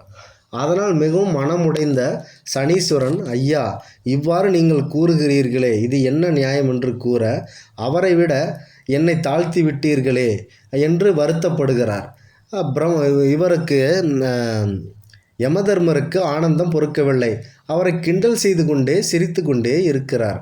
இதனால், ஒன்றும் நீ வருத்தப்பட வேண்டாம் சனீஸ்வரா, நான் ஒரு வரம் உனக்கு அளிக்கிறேன் என்று கூறுகிறார். பரமேஸ்வரின் கட்டுப்பாட்டில் இருக்கும் 9 நவகிரகங்களில் உன்னையும் ஒருவராக மாற்றுகிறேன். இதனால் உலகில் உன்னை போற்றப்படுவார்கள், யமதர்மனை மேலோகத்தில் தூற்ற செய்வார்கள். ஆதலால் நீ மிக முக்கியமானவராக கருதப்படுவாய், மிக முக்கிய கடவுளாகவும் அனைவராலும் மதிக்கப்படுவாய் என்று கூறுகிறார். நீ கருமை தோற்றத்தில் இருந்தாலும் ஆனால் மக்கள் அனைவரும் உன்னை நல்லவராகவே நினைப்பார்கள், மிகவும் பாக்கியசாலியாகவும் நீ அனைவரிடமும் மதிக்கப்படுவாய் என்று பிரம்மதேவர் வரமளிக்கிறார். இதனை கண்ட யமதர்மர், ஏனையா அவ்வாறு கூறிவிட்டீர், அவரின் அழகில்தான் சிறந்தவர், ஆனால் அவரை மென்மேலும் மிகைப்படுத்தி விட்டீரே என்று பிரம்மதேவனுடன் வாக்குவாதம் விடுகிறார். யமதர்மா, நீங்கள் தர்ம ஞானத்திலிருந்து தவறிவிட்டீர்கள், நீங்கள் தன் சகோதரன் என்று பாராமல் அவரை உருவக்கேலி செய்தீர்கள், அதனால் உங்களுக்கு நவகிரகங்களில் இடம் கிடையாது, உங்களுக்கு யமலோகம் என்ற ஒரு லோகம் மட்டுமே இருக்கும், உன்னை யாரும் அதிகமாக வணங்க மாட்டார்கள், சனீஸ்வரனையே மிகவும் புண்ணியமாக போற்றப்பட்டு அவரை வணங்குவார்கள், அதனால் உன்னை விட சனீஸ்வரனை மிக மக்கள் மனதில் ஏற்றுக்கொள்ளப்படுவார். ஆதலால் நீ அழகாக இருந்தாலும் உனக்கு யாரும் தெரியாது, அவர் எப்படி இருந்தாலும் சனீஸ்வரனை மக்கள் அன்பாக ஏற்றுக்கொள்வார்கள் என்று கூறுகிறார். சிவனும் அவரை தன் இணக்கியான ஈஸ்வரன் பட்டம் கொடுப்பார். இதெல்லாம் நிகழ்காலத்தில் நகலும் என்று பிரம்மதேவர் கூறுகிறார். இதனை கண்டு சனீஸ்வரன் மிகுந்த ஆனந்தத்தில் அங்கிருந்து வெளியேறுகிறார். என்ன ஆயிற்று என்று சூரிய தேவன் தன் மகன்களை வினவ, சனீஸ்வரனுக்கு இவ்வாறு ஒரு பட்டம் கிடைத்து விட்டது என்று யமதர்மர் வருத்தப்படுகிறார். வருத்தம் கொள்ளாதே யமதர்மா, யாருக்கு என்ன கிடைக்கும் என்பது அந்த ஈசனின் திருவிளையாடல் ஆகும். ஆதலால் நீ வருத்தப்பட வேண்டாம் என்று கூறி மகனுக்கு ஆறுதல் கூறுகிறார். சூரிய தேவன் சனீஸ்வரனுக்கு அருகில் சென்று வாழ்த்துக்கள் தெரிவிக்கிறார். நீங்கள் ஒன்றும் எனக்கு உபசேகம் செய்ய வேண்டாம், நீங்கள் எது கூறினாலும் நான் ஏற்றுக்கொள்ள மாட்டேன் என்று தந்தையிடம் கோபித்து கொண்டு சனீஸ்வரன் செல்கிறார். தன் அம்மாவான சாயாதேவியுடன் இந்த நிகழ்வை பிரம்மதேவர் இவ்வாறு ஒரு வரத்தை தனக்கு அளித்ததாக கூறுகிறார். இதனால் பெரும் மகிழ்ச்சியுற்ற சாயாதேவி அவர்கள், சனீஸ்வரா, இன்றிலிருந்து நீ நியாயம் செய்பவர்களுக்கு அநியாயம் செய்யக்கூடாது. அநியாயம் செய்பவர்களை நீங்கள் தண்டித்து ஒரு தலைமை நீதிபதியாக செயல்பட வேண்டும் என்று சாயாதேவி கூறுகிறார். அந்த கட்டளை ஏற்று சனீஸ்வரன் அவர்கள் தீமை செய்வர்களை மிகவும் தண்டித்து வருகிறார். சனீஸ்வரனிடம் பயப்படாத கடவுள்களே கிடையாது. ஒரு சமயம் பெருமாள் அவர்கள் சனீஸ்வரன் தன் பெருமாள் பக்தனை பிடிப்பதாக சென்று கொண்டிருக்கிறார். அப்போது பெருமாள் சனீஸ்வரனிடம் போய் மன்றாடி கேட்கிறார், ஐயா, எனது பக்தனை விட்டுவிடுங்கள் சனீஸ்வரா என்று கேட்கிறார். அப்போது சனீஸ்வரன், ஐயா, யாராக இருந்தாலும் 7.5 ஆண்டு காலம் என் பலனை அனுபவித்து தான் ஆக வேண்டும். அது அன்னை பராசக்தி அவர்களின் விதியாகும். இல்லையென்றால் சக்தியின் கோபத்திற்கு நான் ஆளாக வேண்டும் என்று எனக்குரிய பணியை நான் முழு முதலாக செய்துவிட்டுத்தான் பிற்பாடு நான் செய்வேன் என்று அழுத்தமாக சனீஸ்வரன் கூறுகிறார். பெருமாள் 7.5 ஆண்டு பிடிக்க வேண்டாம் என்று கூறுகிறார். இல்லை, நான் 7 மாதமாக பிடித்து கொள்ளட்டமா என்கிறார். அப்போது 7 மாதம் வேண்டாம், என் பக்தன் மிகவும் பாவம் என்று பெருமாள் கதறுகிறார். 7.5 ஆண்டாவது 7.5 நாளாவது என்ற ஐயோ பாவம் என்று கூறுகிறார். 7.5 மணி நேரமாவது நான் பிடித்து கொள்ளட்டுமா என்கிறார். அப்போது பெருமாள் சம்மதம் தெரிவிக்கிறார். அப்போ அங்கிருந்த பட்டர் ஒருவர் மிகவும் பிரசித்தி பெற்ற பெருமாள் பக்தர் ஆவார். அப்பொழுது இந்த பெருமாள் பக்தரை வணங்கி கொண்டிருக்கும் போது சனியின் காலம் தொடங்குகிறது. சனி பட்டரை எவ்வாறு பிடிப்பது என்று வாசலில் காத்து கொண்டிருக்கிறார். அப்போது உணவு தங்கள் மனைவியார்கள், பட்டரின் மனைவி உணவு கொடுக்கிறார். அப்போது உணவில் கல் போன்றது இருக்கின்றது. வெளியே காகம் கத்துகிறது. காகத்திற்கு சாதம் வைக்காமல் பட்டர் உணவு உண்டுகிறார். அப்பொழுது காகம் வெளியே கரைகிறது. அதாவது சனீஸ்வரன் வெளியே சத்தத்தை எழுப்புகிறார். அப்போது, ஆஹா, காகத்திற்கு சாப்பாடு வைக்கவில்லை என்று தன் மனைவி கூற, நாளைக்கு வைத்தால் போகிறது என்று சொல்லவே சனி அருகில் வர அவரை பற்றி பேச அருகில் கொஞ்சம் கொஞ்சமாக வருகிறார்.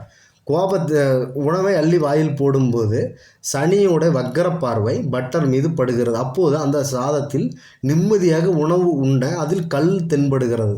சனியம் பிடித்த கல் என்று அவர் கூற, நாம் இவர் நாக்கில் வந்து விட்டோம். ஆதலால் அடுத்தது கோபத்துடன் இவர் எழுந்து செல்கிறார். பட்டர் எழுந்து சென்று காலை நன்கு கழுகாமல், அதாவது பின்னங்காலை நன்கு கழுவ வேண்டும். இந்த பாதச்சனி இதில் தான் பிடிக்கும். இந்த பாதத்தில் நாம் சரிவர பின்னங்காலில் அதாவது பின்னங்காலை சுத்தம் செய்யாமல் வைத்திருந்தால் இந்த பின்னங்கால் மூலம் சனி பிடித்து கொள்வார். கால் உடைதல், விபத்துக்குண்டானது, விரயத்தில் விபத்து, இது போன்ற நிகழ்ச்சிகள் நடைபெறும். ஆதலால் கால் சுத்தமாக கழுவாததால் காலை பிடித்து கொள்கிறார் இந்த சனீஸ்வரன். தன் காலில் சனீஸ்வரன் பெற்றியவுடன் பட்டர் தன் மகளுக்கு திருமணம் வைத்து கொண்டிருக்கிறார். தன் நண்பனான அரசனிடம் இருந்து பணம் வரும். அதில் இருந்து நாம் இந்த மகளை திருமணம் செய்து கொள்ளலாம் என்று நினைத்து கொண்டு மன்னனின் வரவை எதிர்பார்த்து காத்திருக்கிறார். அப்பொழுது சனியின் திருவிளையாடல் ஆரம்பிக்கிறது.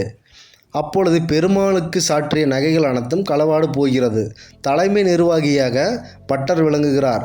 இவர் தன் மகள் கல்யாணத்திற்கு வைத்திருந்த பணம் எதுவும் அரசர் கொண்டு வராததால் பெருமாள் நகையை திருடியதாக ஒரு வாக்கின் மூலம் சனி இவரை நோண்டுகிறார்.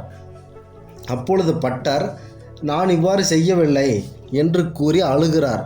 இவர் அரசர் நான் பணம் கொடுக்காததால் இவன் இவ்வாறு செய்துவிட்டான் என்று அழைத்து வந்து தண்டிக்கிறார். பிரம்படி, சவுக்கடி போன்ற அணைக்களாலும் துன்புறுத்தப்படுகிறார். இதை கண்ட பெருமாள், சனிதேவரே, நீங்கள் இவ்வாறு என் பக்தரை கொடுமைப்படுத்துகிறீர் என்றுகிறார்கள். இல்லை ஆண்டவா, 5 மணி நேரம் மட்டுமே ஆகிறது. இன்னும் 2 மணி நேரம் இவர் இந்த பலனை அனுபவித்து அதன் பிறகு இவர் தன் தப்பு எல்லாம் விலகி இவர் நல்லவர் என்று தெரியப்படுத்துவார் என்று கூறப்படுகிறது. அப்பொழுது இழந்த நகைகள் அனைத்தும் சாமியின் நோக்கில் வந்து விடுகிறது. அப்பொழுது சனி பகவான் மன்னரிடம், எம்முடைய திருவிளையாடல் இதுவே ஆகும்.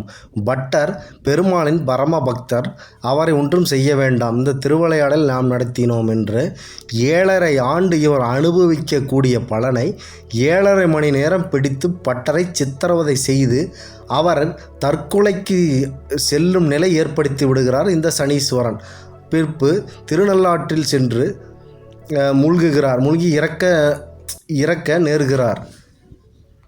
அப்பொழுது 7.5 மணி நேரம் ஆகிவிட்டது, நீங்கள் இறக்க தேவையில்லை, இது எல்லாம் யாம் திருவிளையாடல் ஆகும் என்று சனிதேவன் பட்டரை விடுவித்து செல்கிறார்.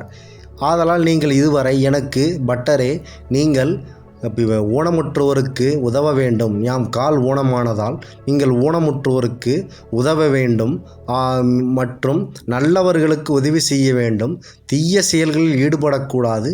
இது எல்லாம் என்னுடைய உக்கிர பார்வையில் நீங்கள் நல்லது செய்தால் நல்ல வினையை உங்களுக்கு அளிப்பேன், தீயவை செய்தால் அதிக அளவில் உங்களுக்கு தீயவை செய்வேன் என்று கூறிவிட்டு அங்கிருந்து பெருமாள் உங்களுக்காக மன்றாடி வேண்டியதால் உங்களை 7.5 ஆண்டு பிடிப்பதாக இருந்த யாம் 7.5 மணி நேரம் மட்டுமே உங்களை பிடித்தோம் என்று கூறிவிட்டு பட்டரிடம் பெருமாள் பக்தனுக்காக வந்து வேண்டியதையும் கூறிவிட்டு அந்த நல்ல செயலையும் சனீஸ்வரன் கூறிவிட்டு பட்டரிடம், நீங்கள் சிறந்த பெருமாள் பக்தர் என்று பெருமாள் ஒத்துக்கொண்டு விட்டார், என்னிடம் என்று கதறியதால் உங்களை 7.5 மணி நேரம் பிடித்து விட்டு செல்கிறேன் என்று கூறிவிட்டு செல்கிறார். பட்டர் பெருமாளை மனதார வணங்கிவிட்டு சனிதேவன் கூறியவாறு அன்றிலிருந்து ஊனமுற்றோருக்கு ஏழை எளியோருக்கு வழங்கி வந்தார்.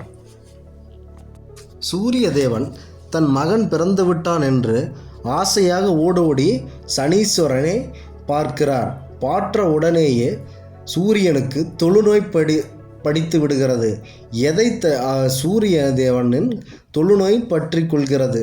சூரியன் ஏன் நமக்கு இவ்வாறு நடைபெற்றது என்று ஈசனிடம் கேட்க, சனீஸ்வரனை யார் நேருக்கு நேர் பார்த்தாலும் அவருக்கு தீமை பற்றி கொள்ளும் குணம் உண்டு என்று சொல்ல சூரியனுக்கு மிகவும் கோபம் வருகிறது.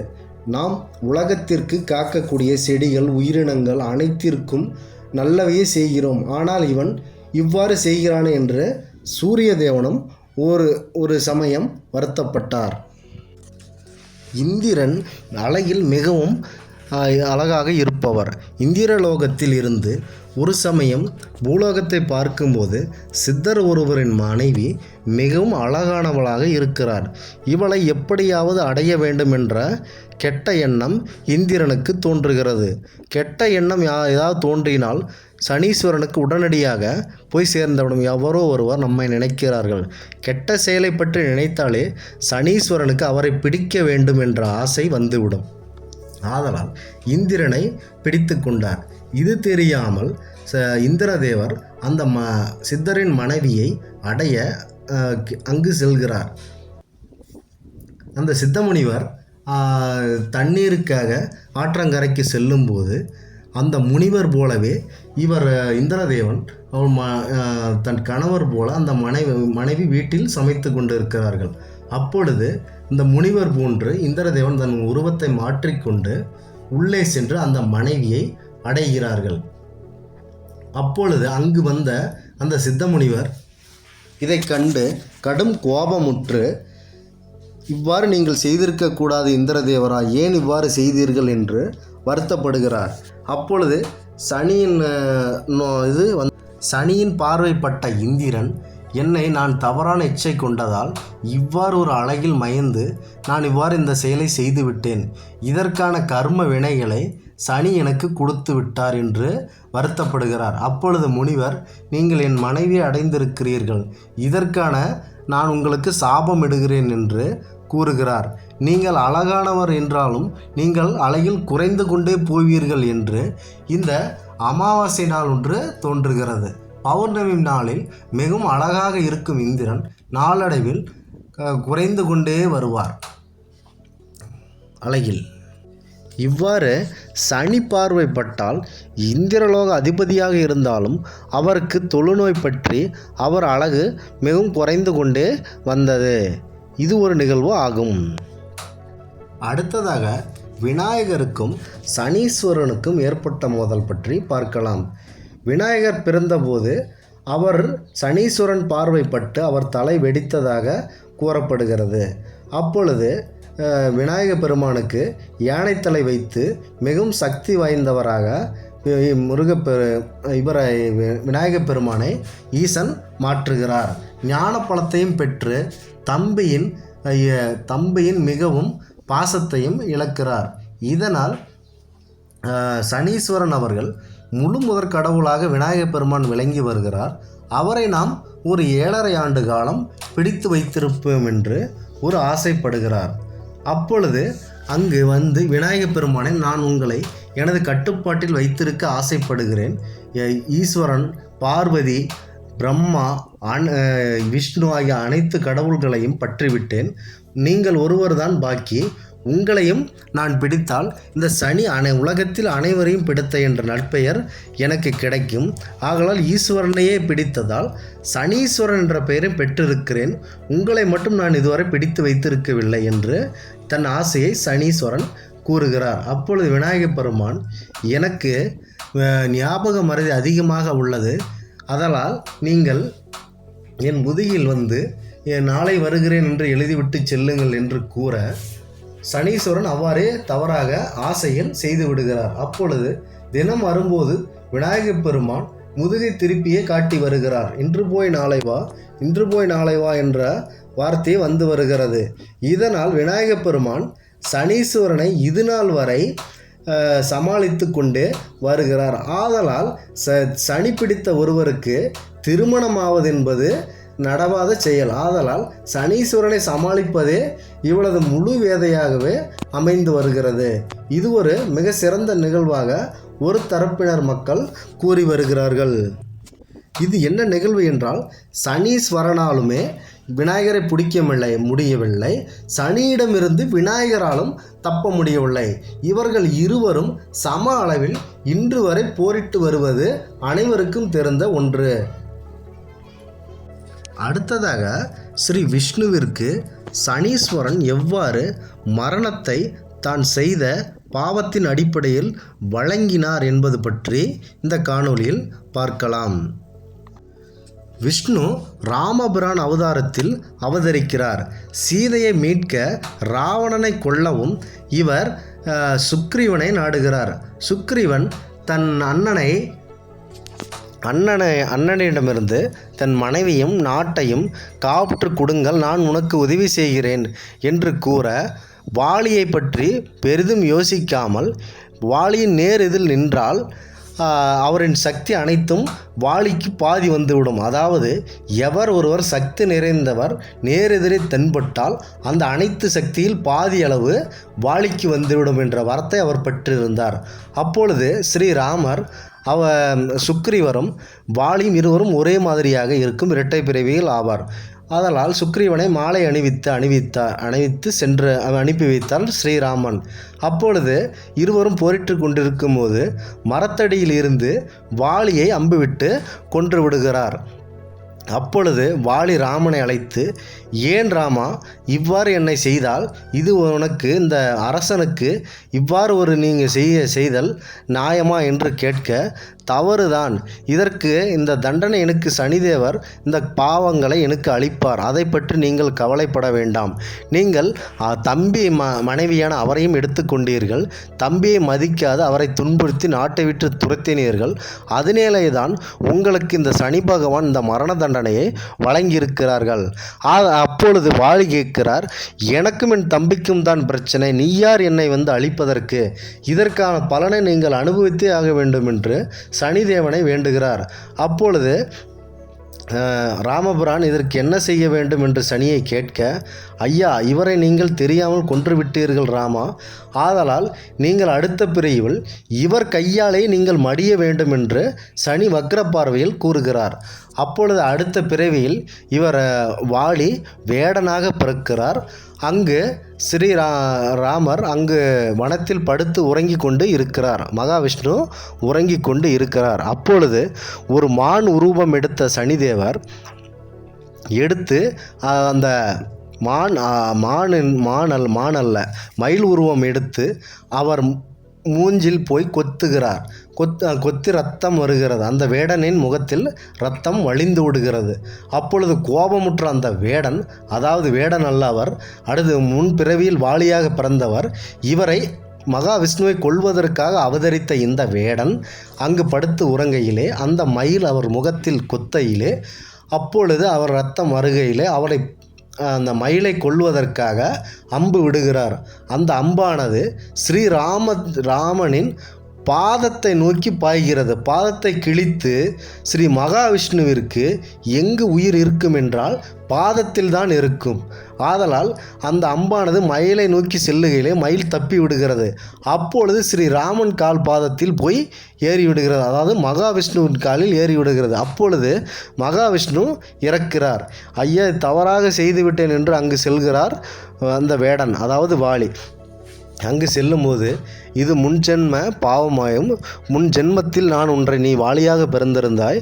மகாவிஷ்ணு கூறுகிறார், வாலியாக நீ பிறந்திருந்தாய், அப்பொழுது நான் ஒன்றை கொன்று விட்டேன். அப்பொழுது நான் ராமபிரான் அவதாரத்தில் இருந்தேன். அந்த பழிக்கு சனிதேவர் எனக்கு வக்ரப்பார்வையில் அளித்த இந்த தண்டனையே இந்த ஜென்மத்தில் எனக்கு இந்த மரணமாக கூறப்படுகிறது. சனியின் பார்வையிலிருந்து, அதாவது எவர் ஒருவர் எந்த செயலை செய்தாலும் அதற்கான பலனை அனுபவத்தே தான் ஆக வேண்டும் என்று விஷ்ணு கூறிவிட்டு இறந்துவிட்டு விஷ்ணு அவதாரத்தில் போய் இணைகிறார். இதுவே விஷ்ணு பெருமானுக்கு இறைவன் சனீஸ்வரன் மரண தண்டனை அளித்த நிகழ்வாகும். பாண்டவர்களின் ஒருவரான பீமதேவன் அதிகம் பலமுடன் இந்த உலகை வலம் வந்தான். யாரை வேண்டுமானாலும் அடித்து தும்சம் செய்வதில் வல்லவர். பீமனுக்கு நிகர் எவருமில்லை. பீமனுக்கு நிகரானவர் வாயுதேவரின் இன்னொரு புதல்வன் ஹனுமன் ஆவார். ஆதலால் இவர் மிக பெரிய பலம் வாய்ந்து பூமியில் தன்னை விட பெரிய ஒரு ஆள் இல்லை என்று கர்வத்துடன் செயல்பட்டு கர்ம வினைகளை அதிகமாக செய்தார்.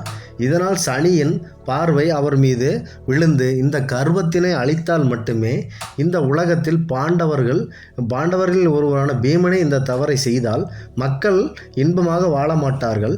அதனால் துரியோதனருக்கும் இவர்களுக்கும் என்ன வித்தியாசம் இருக்கிறது? ஆதலால் இந்த கர்வத்தை ஒடுக்க அனுமனிடம் சனீஸ்வரன் கட்டளையிடுகிறார். அப்பொழுது வனத்தில் அனுமன் இருக்கிறார். அங்கு ஸ்ரீராமன்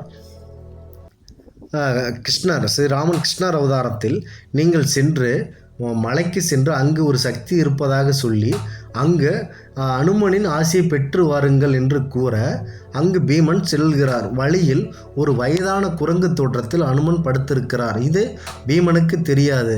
ஆதலால் தன்னை விட பழைசாலி இல்லை என்ற கர்வத்தில், ஏ குரங்கே நவுறு என்று சொல்ல, ஐயா, என்னால் நவர முடியால், நான் வயதான குரங்கு, என் வாளை அந்த தடத்திலிருந்து நீக்கிவிட்டு நீங்கள் செல்லுங்கள் என்கிறார். அப்பொழுது நான் ஒதுங்கி செல்வதா, நான் நீக்குவதா, நான் ஒரு பீமன், அகிலத்தில் என்னை மிஞ்ச யாரும் இல்லை என்று கர்வத்தில் ஓடிவிடு, இல்லை என்றால் இறந்து விடுவாய் என் கை கால் பட்டு என்று கூற, சரி வாளை எடுத்து வைத்து விட்டுத்தானே நான் போக சொல்லுகிறேன் என்கிறார். இந்த வாளை எடுக்கும்போது இந்த வாளை நசுங்கி உனக்கு ஏதேனும் ஆனால் எனக்கு எந்த இதுவும் என்னை கூறக்கூடாது என்று அந்த குரங்கிடம், அதாவது அனுமனிடம் சொல்லுகிறார் பீமன். பீமன் அந்த வாளை எடுக்க குரங்கின் வாளை நவர்த்த முயற்சி செய்கிறார். அப்பொழுது அந்த வாளை தூக்கலாம் என்று தூக்கும்போது அந்த வாளை தூக்கவே முடியவில்லை. ஆதலால் அவரின் கர்வம் எளிதில் நீங்கியது. ஆதலால் சனியின் வக்ர பார்வைக்கு பீமனும் உள்ளானான்.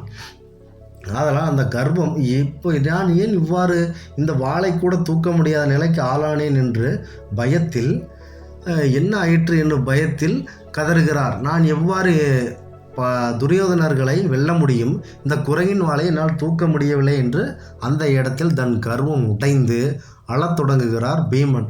அப்பொழுது அவருக்கு காட்சி தருகிறார் அனுமன். நீங்கள் பயப்பட வேண்டாம் தம்பி, நான் உன் அண்ணன். அதாவது பீமனும் ஹனுமனும் வாயுதேவனின் புதல்வர்கள் ஆவார். அதனால் அண்ணனை அடையாளம் கண்டு கொள்ளாத தம்பியானி என்று அனுமன் தம்பியை கட்டி அணைக்கிறார். அப்பொழுது என் கர்வம் உடங்கியது அண்ணா, நான் இவ்வாறு செயல்பட விட்டுவிட்டு என்னை மன்னித்து விடுங்கள் என்று கூற அனுமன் உபதேசம் செய்கிறார்.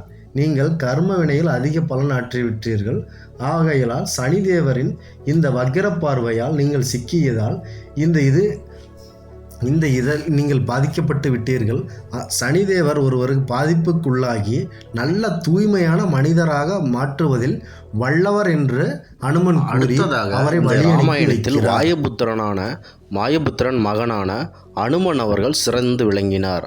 ஆதலால் அனுமன் ஸ்ரீராமரை சந்தித்த போது ராமனின் மனைவியான சீதாதேவியை ராவணன் கவர்ந்து சென்றதை கேட்டறிந்த அனுமன் அவர்கள் ராமனை அங்கு வீழ்த்திவிட்டு நான் சீதையை கொண்டு வருவேன் என்று கூறிவிட்டு அங்கு சென்றார். அங்கு செல்லுகையில் அனுமன் வாளுக்கு தீயிடப்பட்டது.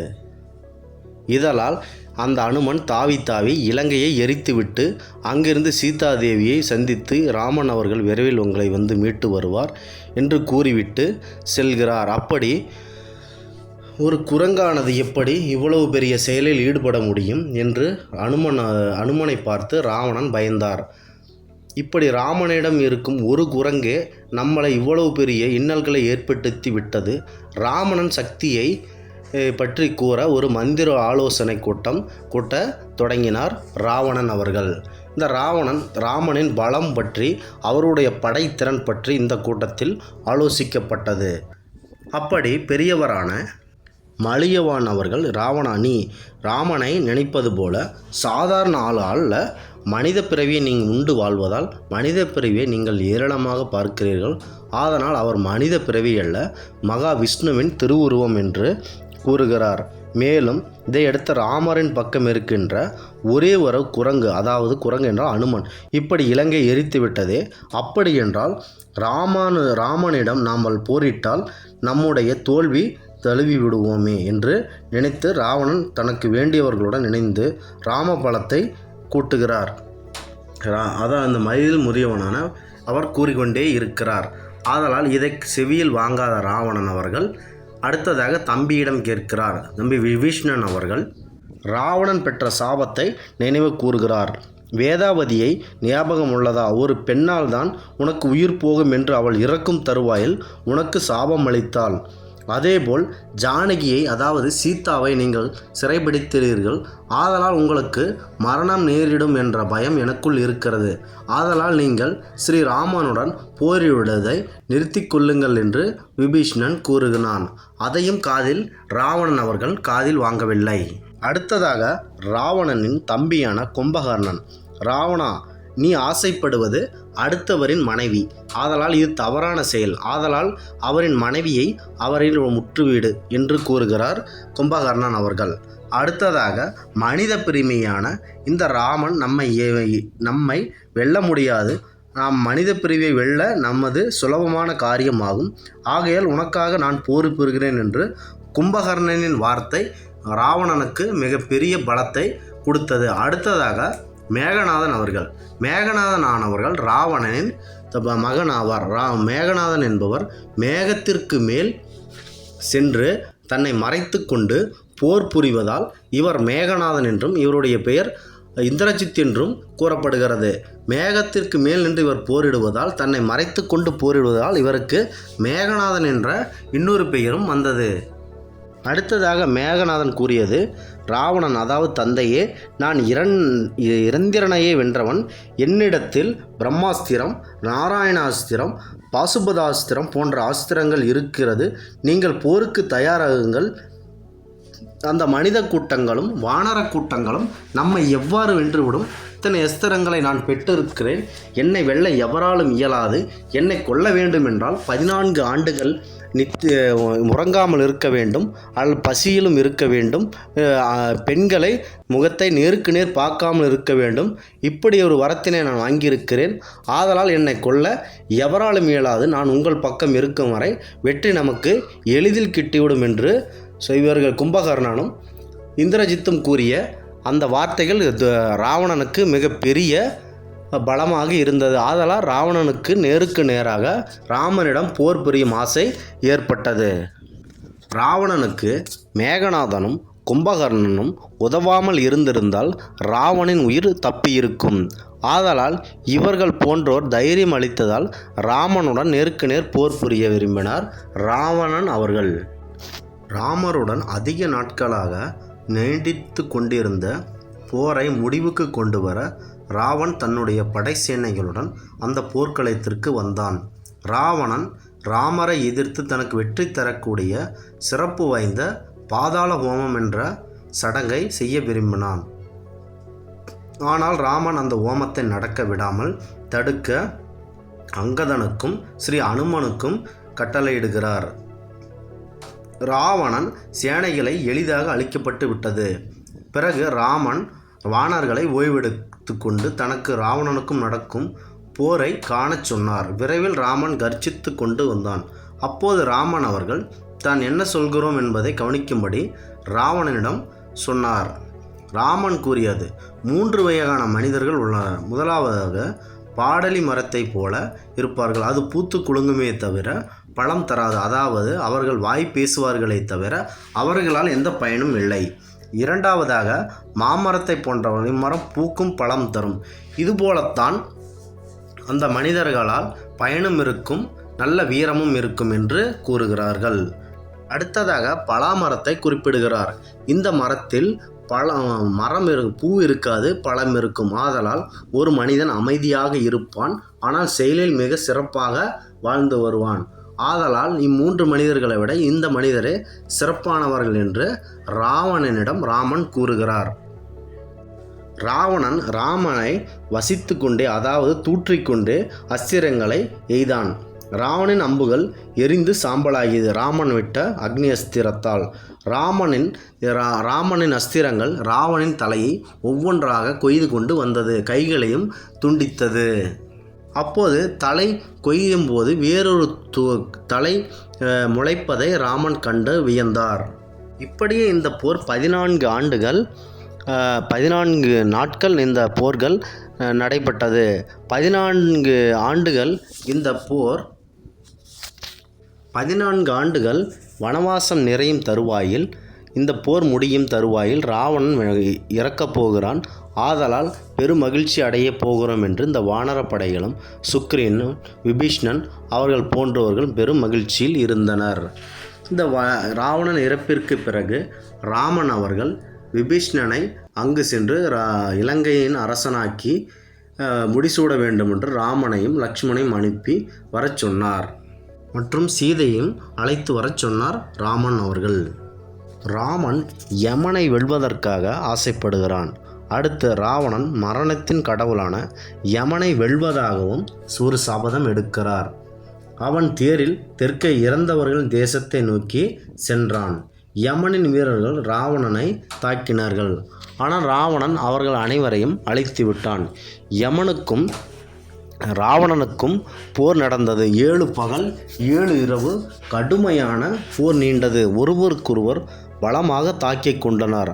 அப்போது யமன் அவர்கள் தன் சுத்தியால் யம சுத்தியால் அந்த ராவணனை அடித்து கொள்ள முற்பட்டார். அப்போது பிரம்மதேவர் வந்து முன் நின்றார். பிரம்மதேவர் யமனை நோக்கி, நீங்கள் எந்த தேவர்களாலும் அசுரர்களாலும் ராவணனை வெல்ல முடியாது, ஆதலால் அவரை கொல்லவும் முடியாது, ஆதலால் நீங்கள் ராவணனை கொல்ல முடியாது, ஆதலால் நீங்கள் இங்கிருந்து மறைந்து விடுங்கள் என்று யமனை எச்சரித்தார். அப்போது சாவையும் வென்ற ராவணன் என்ற பெயருக்கு உள்ளானான் ராவணன் அவர்கள். இந்த தேவர்கள் எவ்வாறு ராவணனிடமிருந்து மறைகிறார்கள் என்று பார்ப்போம். மருந்த என்ற ஒரு அரசன் ஒரு யாகம் நடத்தி கொண்டிருக்கிறான். யமன், குபேரன், வருணன், இந்திரன் ஆகிய தேவர்கள், குமாரர்கள் பலவர் கலந்து கொண்டனர். ராவணன் அந்த யாகத்தில் திடீரென்று தோன்றினான். பயந்த தேவர்களும் ஒரு உயிரினங்களாகவும் விலங்குகளாகவும் மாறினார்கள். இந்திரன் மயிலாகவும், குபேரன் ஒரு பள்ளியாகவும், யமன் ஒரு காகமாகவும், வருணன் ஸ்வானாகவும் மாறினார். ராவணன் பின்னர் மாருந்தாவை சண்டையிட சவால் விடுத்தார். ஆனால் பூசாரிகள் அர்ச்சனையை சண்டையிடுமாறு அறிவுறுத்தினர்.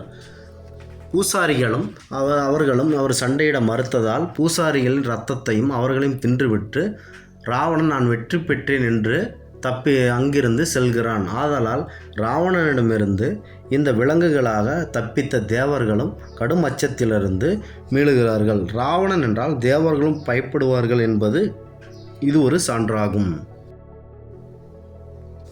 இந்த இராமாயணத்தில் சீதையை கடத்தும் இடம்தான் மிக முக்கியமாக பார்க்கப்படுகிறது. ராவணன் ஒரு பொய்யான மானியை உருவாக்கிவிட்டு சீதையின் கண் முன்னால் அங்குமிங்கும் அழகாக ஓடும்படி ஆடிவிடுகிறான். அந்த மானானது மிகவும் அழகாக உள்ளது, அற்புதமாக உள்ளது. அந்த மானை பார்த்து சீதைக்கு மிகவும் பிடித்து போய்விட்டது. ஆதலால் சீதையானவள் தன் கணவரான ராமரிடம் அழகாக கெஞ்சி போய் எனக்கு அந்த மான் வேண்டுமென்று கேட்கிறார். இதை கேட்ட லக்ஷ்மணன், இந்த மான் அழகாக இருக்குதால் இந்த இடத்தில் மான் இருப்பதற்கான வாய்ப்பே இல்லை, ஆதலால் இது பொய்யான மான், இதை நீங்கள் விரும்ப வேண்டாம் என்று ஆரம்பத்திலேயே லக்ஷ்மணன் அவர்கள் சொல்லுகிறார். இதை காதில் வாங்காத சீதாதேவி அவர்கள் தன் கணவரான ராமரிடம் எனக்கு அந்த மான் வேண்டும், மிகவும் அழகாக இருக்கிறது என்று வாதாடுகிறார். இதை அருகில் இருந்து பார்த்து கொண்ட ராவணன் அங்கு என்ன நடந்து கொண்டிருக்கிறது, இவர்களை எவ்வாறு வெளியேற்றுவது, முக்கியமாக ராமனை எவ்வாறு வெளியேற்றுவது என்று ஒரு திட்டம் தீட்டுகிறார். அப்பொழுது அந்த மானிடம் முன்னாடியே கூறியிருக்கிறார், நீங்கள் ராமபிரான் அவர்கள் உங்கள் மீது அம்பு விடுவார்கள், அப்பொழுது நீங்கள் லக்ஷ்மணா லக்ஷ்மணா என்று கூவிவிடுங்கள் என்று கூறிவிட்டு அங்கு நின்று கொண்டிருக்கிறார் ராவணன். அப்போது சீதாதேவி அவர்கள் ராமபிரானிடம் அந்த மானை பிடித்து வாருங்கள் என்று கெஞ்சி கேட்கிறார். அப்போது சீதாதேவி அழகாக தன் மனைவி கேட்கும்போது, ஸ்ரீராம யாராக இருந்தாலும் சரி ஒரு பூ வாங்கி கொடு என்று கேட்டுவிட்டால் நாம் உடனே தன் மனைவிக்கு வாங்கி கொடுப்போம். அவர்களின் முகத்தில் இருக்கும் ஆனந்தத்தை நாம் அழகாக பார்ப்போம். அதுபோலத்தான் ராமபிரானும் தன் மனைவியானவள் எப்பொழுதும் எதையும் கேட்காமல் ராமபிரானுக்கு தொண்டு செய்து கொண்டிருப்பாள். அப்பொழுது முதன்முறையாக அவர் இந்த மானை பிடித்து தாருங்கள் என்று கேட்கிறார். இதை கேட்ட ராமபிரான் அங்கு செல்லுகிறேன் என்று கூற லக்ஷ்மணன் அவர்கள் அது மானாக இருக்க வாய்ப்பு இல்லை அண்ணா, நீங்கள் செல்ல வேண்டாம் என்கிறார்கள். ஆமாம், மிகவும் ஜாக்கிரதையாக இருங்க லக்ஷ்மணா, நான் சென்று அந்த மான் எதுவாக இருந்தாலும் பிடித்து வருகிறேன். நீ இந்த சீதாவை இங்கேயே பார்த்துகவனாக இரு, இங்கு அரக்கர்கள் கூட்டம் நிறைய நிறைந்திருக்கிறது, ஆதலால் நீங்கள் சீதாதேவியை பாதுகாப்புடன் பார்த்து கொள்ளுங்கள் என்று சொல்லிவிட்டு அண்ணனான ஸ்ரீராமன் மானை பிடிக்க அங்கு செல்கிறான். அந்த மானை பிடிக்கும் காட்சியானது மிகவும் அற்புதமாக உள்ளது. அந்த மானானது அங்கங்கு விளையாடி துள்ளி குதிக்கிறது. ராமபிரான் அம்பை எய்வதற்காக அங்கு செல்கிறார். அப்போது அந்த மானானது சிறு சிறு மலை பொந்துகளிலும் காடுகளிலும் அழகாக துள்ளி குதித்து விளையாண்டு கொண்டு ஓடுகிறது. அப்படி அந்த மானை ஒரு வழியாக ராமபிரான் அவர்கள் அம்பை எய்து விடுகிறார் மானின் மீது. அப்பொழுது இங்கு முன்பு கூறியது போல அந்த மானானது மனித உறவில் தோன்றி லக்ஷ்மணா என்னை காப்பாற்று காப்பாற்று என்று அம்பை நெஞ்சில் வாங்கி கொண்டு ராமன் குரல் போல் கூறுகிறது. அப்போது அங்கு இருக்கும் சீதாதேவி காதிலும் லக்ஷ்மண் காதிலும் விழுகிறது. அப்போது லக்ஷ்மணாவன் அதை பெரிதும் எடுத்துக்கொள்ளாமல் அங்கேயே உட்கார்ந்து கொண்டு இருக்கிறான். அருகில் பார்த்து கொண்டு இருந்த ராவணன் என்ன இவன் செல்ல மாட்டுகிறான், என்ன இது என்று பார்த்து கொண்டு இருக்கிறார். சீதாதேவியானவள் தன் கணவனின் குமுறலை கேட்டு மிகவும் வருத்தப்படுகிறார். லக்ஷ்மணா, நீ ஏன் இங்கு தாமதமாக உட்கார்ந்து கொண்டு இருக்கிறாய், நீ ஏன் செல்ல மாட்கிறாய் என்று கேட்க லக்ஷ்மணன் ஆனவன் அம்மா என்று மாதா, அது ராமன் பிரானின் குரல் அல்ல, அது ஒரு ராமபிரானின் மாயக் குரலாகும். ராமபிரானை எவராலும் கொல்ல இயலாது, அண்ணனை எவராலும் கொல்ல இயலாது, அசுரர்களாலும் அரக்கர்களாலும் அவரை கொல்ல இயலாது. ஆதலால் நான் உங்களை விட்டு தனியே செல்ல மாட்டேன் என்று கூறுகிறார். மீண்டும் மீண்டும் சீதாதேவி வற்புறுத்தி கொண்டே நீங்கள் செல்ல வேண்டும், ஏன் இவ்வாறு இருக்கிறீர்கள், நீங்கள் ஒரு தம்பியே கிடையாது, தம்பியுடையான் படைக்கு அஞ்சான் என்று கூறுவார்களே, இப்படி ஒரு அண்ணன் அடர்ந்த காட்டுப்பகுதியில் தனியே கதறிக்கொண்டிருக்கிறார், நீங்கள் செல்லவில்லை என்று மிகுந்த குமரலுடன் சீதாதேவி வாக்குவாதம் இடுகிறார். அதனால் என்னை நீங்கள் தவறாக எண்ண வேண்டாம், அண்ணனின் வார்த்தைக்கு இணங்க நான் செவி சாய்க்க மாட்டேன், வேறு ஒருவருடன் செவி சாய்க்க மாட்டேன், நான் இங்கிருந்து செல்ல மாட்டேன் என்று கூறுகிறார். இதை ராவணன், தம்பியே அண்ணன் மீது இவ்வளோ பாசம் கொண்டவனாக இருக்கிறானே, இவன் செல்ல மாட்டுக்கொள்கிறானே என்று வருத்தத்துடன் பார்த்து கொண்டிருக்கிறார் ராவணன். சீதாதேவி அவர்கள் மிகுந்த வருத்தத்துடன் லக்ஷ்மணன் அவர்கள் இங்கிருந்து செல்ல மாட்டுக்கொள்கிறான். நீ இங்கிருந்து செல்லவில்லை என்றால் நான் இப்பொழுதே இறந்து விடுவேன், என் பிணத்திற்கா நீ காவல் காக்கப் போகிறார், ஆதலால் நீ சென்று அங்கு பார்த்து வரவே வேண்டும் என்று கேட்கிறார். இந்த ராமபிரான் அவர்கள் இந்த மான் எழுந்து இவ்வாறு கூறுகிறது, சீதாதேவிக்கு ஆபத்து இருக்கிறது, ஆதலால் நாம் இங்கிருந்து உடனே செல்ல வேண்டும் என்று அந்த மறுபடியும் அவங்க வாழ்ந்து வந்த இடத்திற்கு திரும்புகிறார். அப்பொழுது லக்ஷ்மணன் சீதாதேவியில் கடுமையாக பேசப்படுகிறார். நீங்கள் செல்லவில்லை என்றால் இவ்வாறு இருக்கிறீரே, நீங்கள் சிறந்த தம்பியா என்று கடுமையான சொற்களால் சீதாதேவி திட்டுகிறார். ஆதலால் ஒரு முடிவுக்கு வருகிறார்கள். நான் ஒரு தப வலிமையால் ஒரு கோடு இடுகிறார், இந்த கோட்டை தாண்டி நீங்கள் வர வேண்டாம், நாம் செல்லும் அன்று வரை நானும் அண்ணனும் வரும் வரை இந்த கோட்டை தாண்டி எவர் கூப்பிட்டாலும் நீங்கள் செல்லவே கூடாது என்று லக்ஷ்மணன் கூறிவிட்டு அங்கிருந்து செல்கிறார். இதை பார்த்து கொண்டிருந்த ராவணன், இருவரும் சென்று விட்டனர், இப்போதுதான் சீதை கடித்து செல்ல வேண்டும் என்று முடிவுக்கு வருகிறார். அப்பொழுது அந்த கோட்டை தாண்டி அவரால் செல்ல முடியவில்லை. ஆதலால் ஒரு பிச்சைக்காரனைப் போல பிச்சாந்தகை என்று ஒரு உணவு கேட்கிறார். அப்பொழுது அவர் வீட்டுக்குள்ளேயே இருந்து உணவு கொடுக்கிறார். அப்பொழுது அந்த பிச்சைக்காரன் தோட்டத்தில் இருக்கும் ராவணன், என்ன இது வாசலில் நின்று ஒரு அண்ணன் தர்மம் செய்யக்கூடாது, நான் இந்த தர்மத்தை ஏற்றுக்கொள்ள மாட்டேன், ஆதலால் நீங்கள் வெளியே வந்துதான் இந்த தர்மத்தை செய்ய வேண்டும் என்று கூற, இல்லை நீங்கள் இது லக்ஷ்மணன் எனக்கு இட்ட ஆணை, நான் இதை தாண்டி வெளியே வரக்கூடாது, ஆதலால் நீங்கள் உள்ளே வாங்கி கொள்ளுங்கள் என்கிறாள்.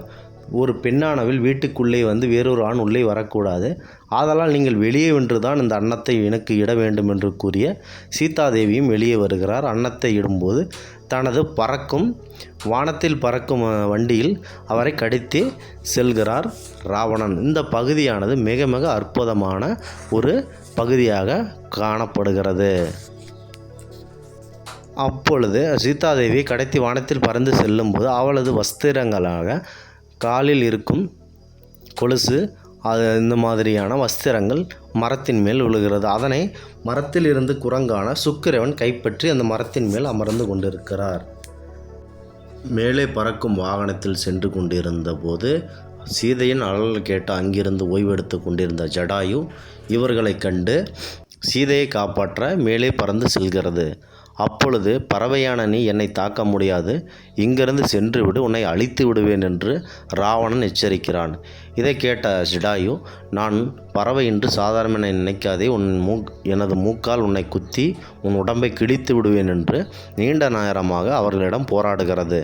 சீதாதேவியை, அம்மா தாயே, நீங்கள் ஒன்றும் கவலைப்பட வேண்டாம், நான் உங்களை காப்பாற்றுகிறேன், ஆதலால் நீங்கள் இவனிடமிருந்து தப்பிச் செல்ல நான் வழிவகுக்கிறேன் என்று கூறிவிட்டு ராவணனிடம் பேசுகிறது.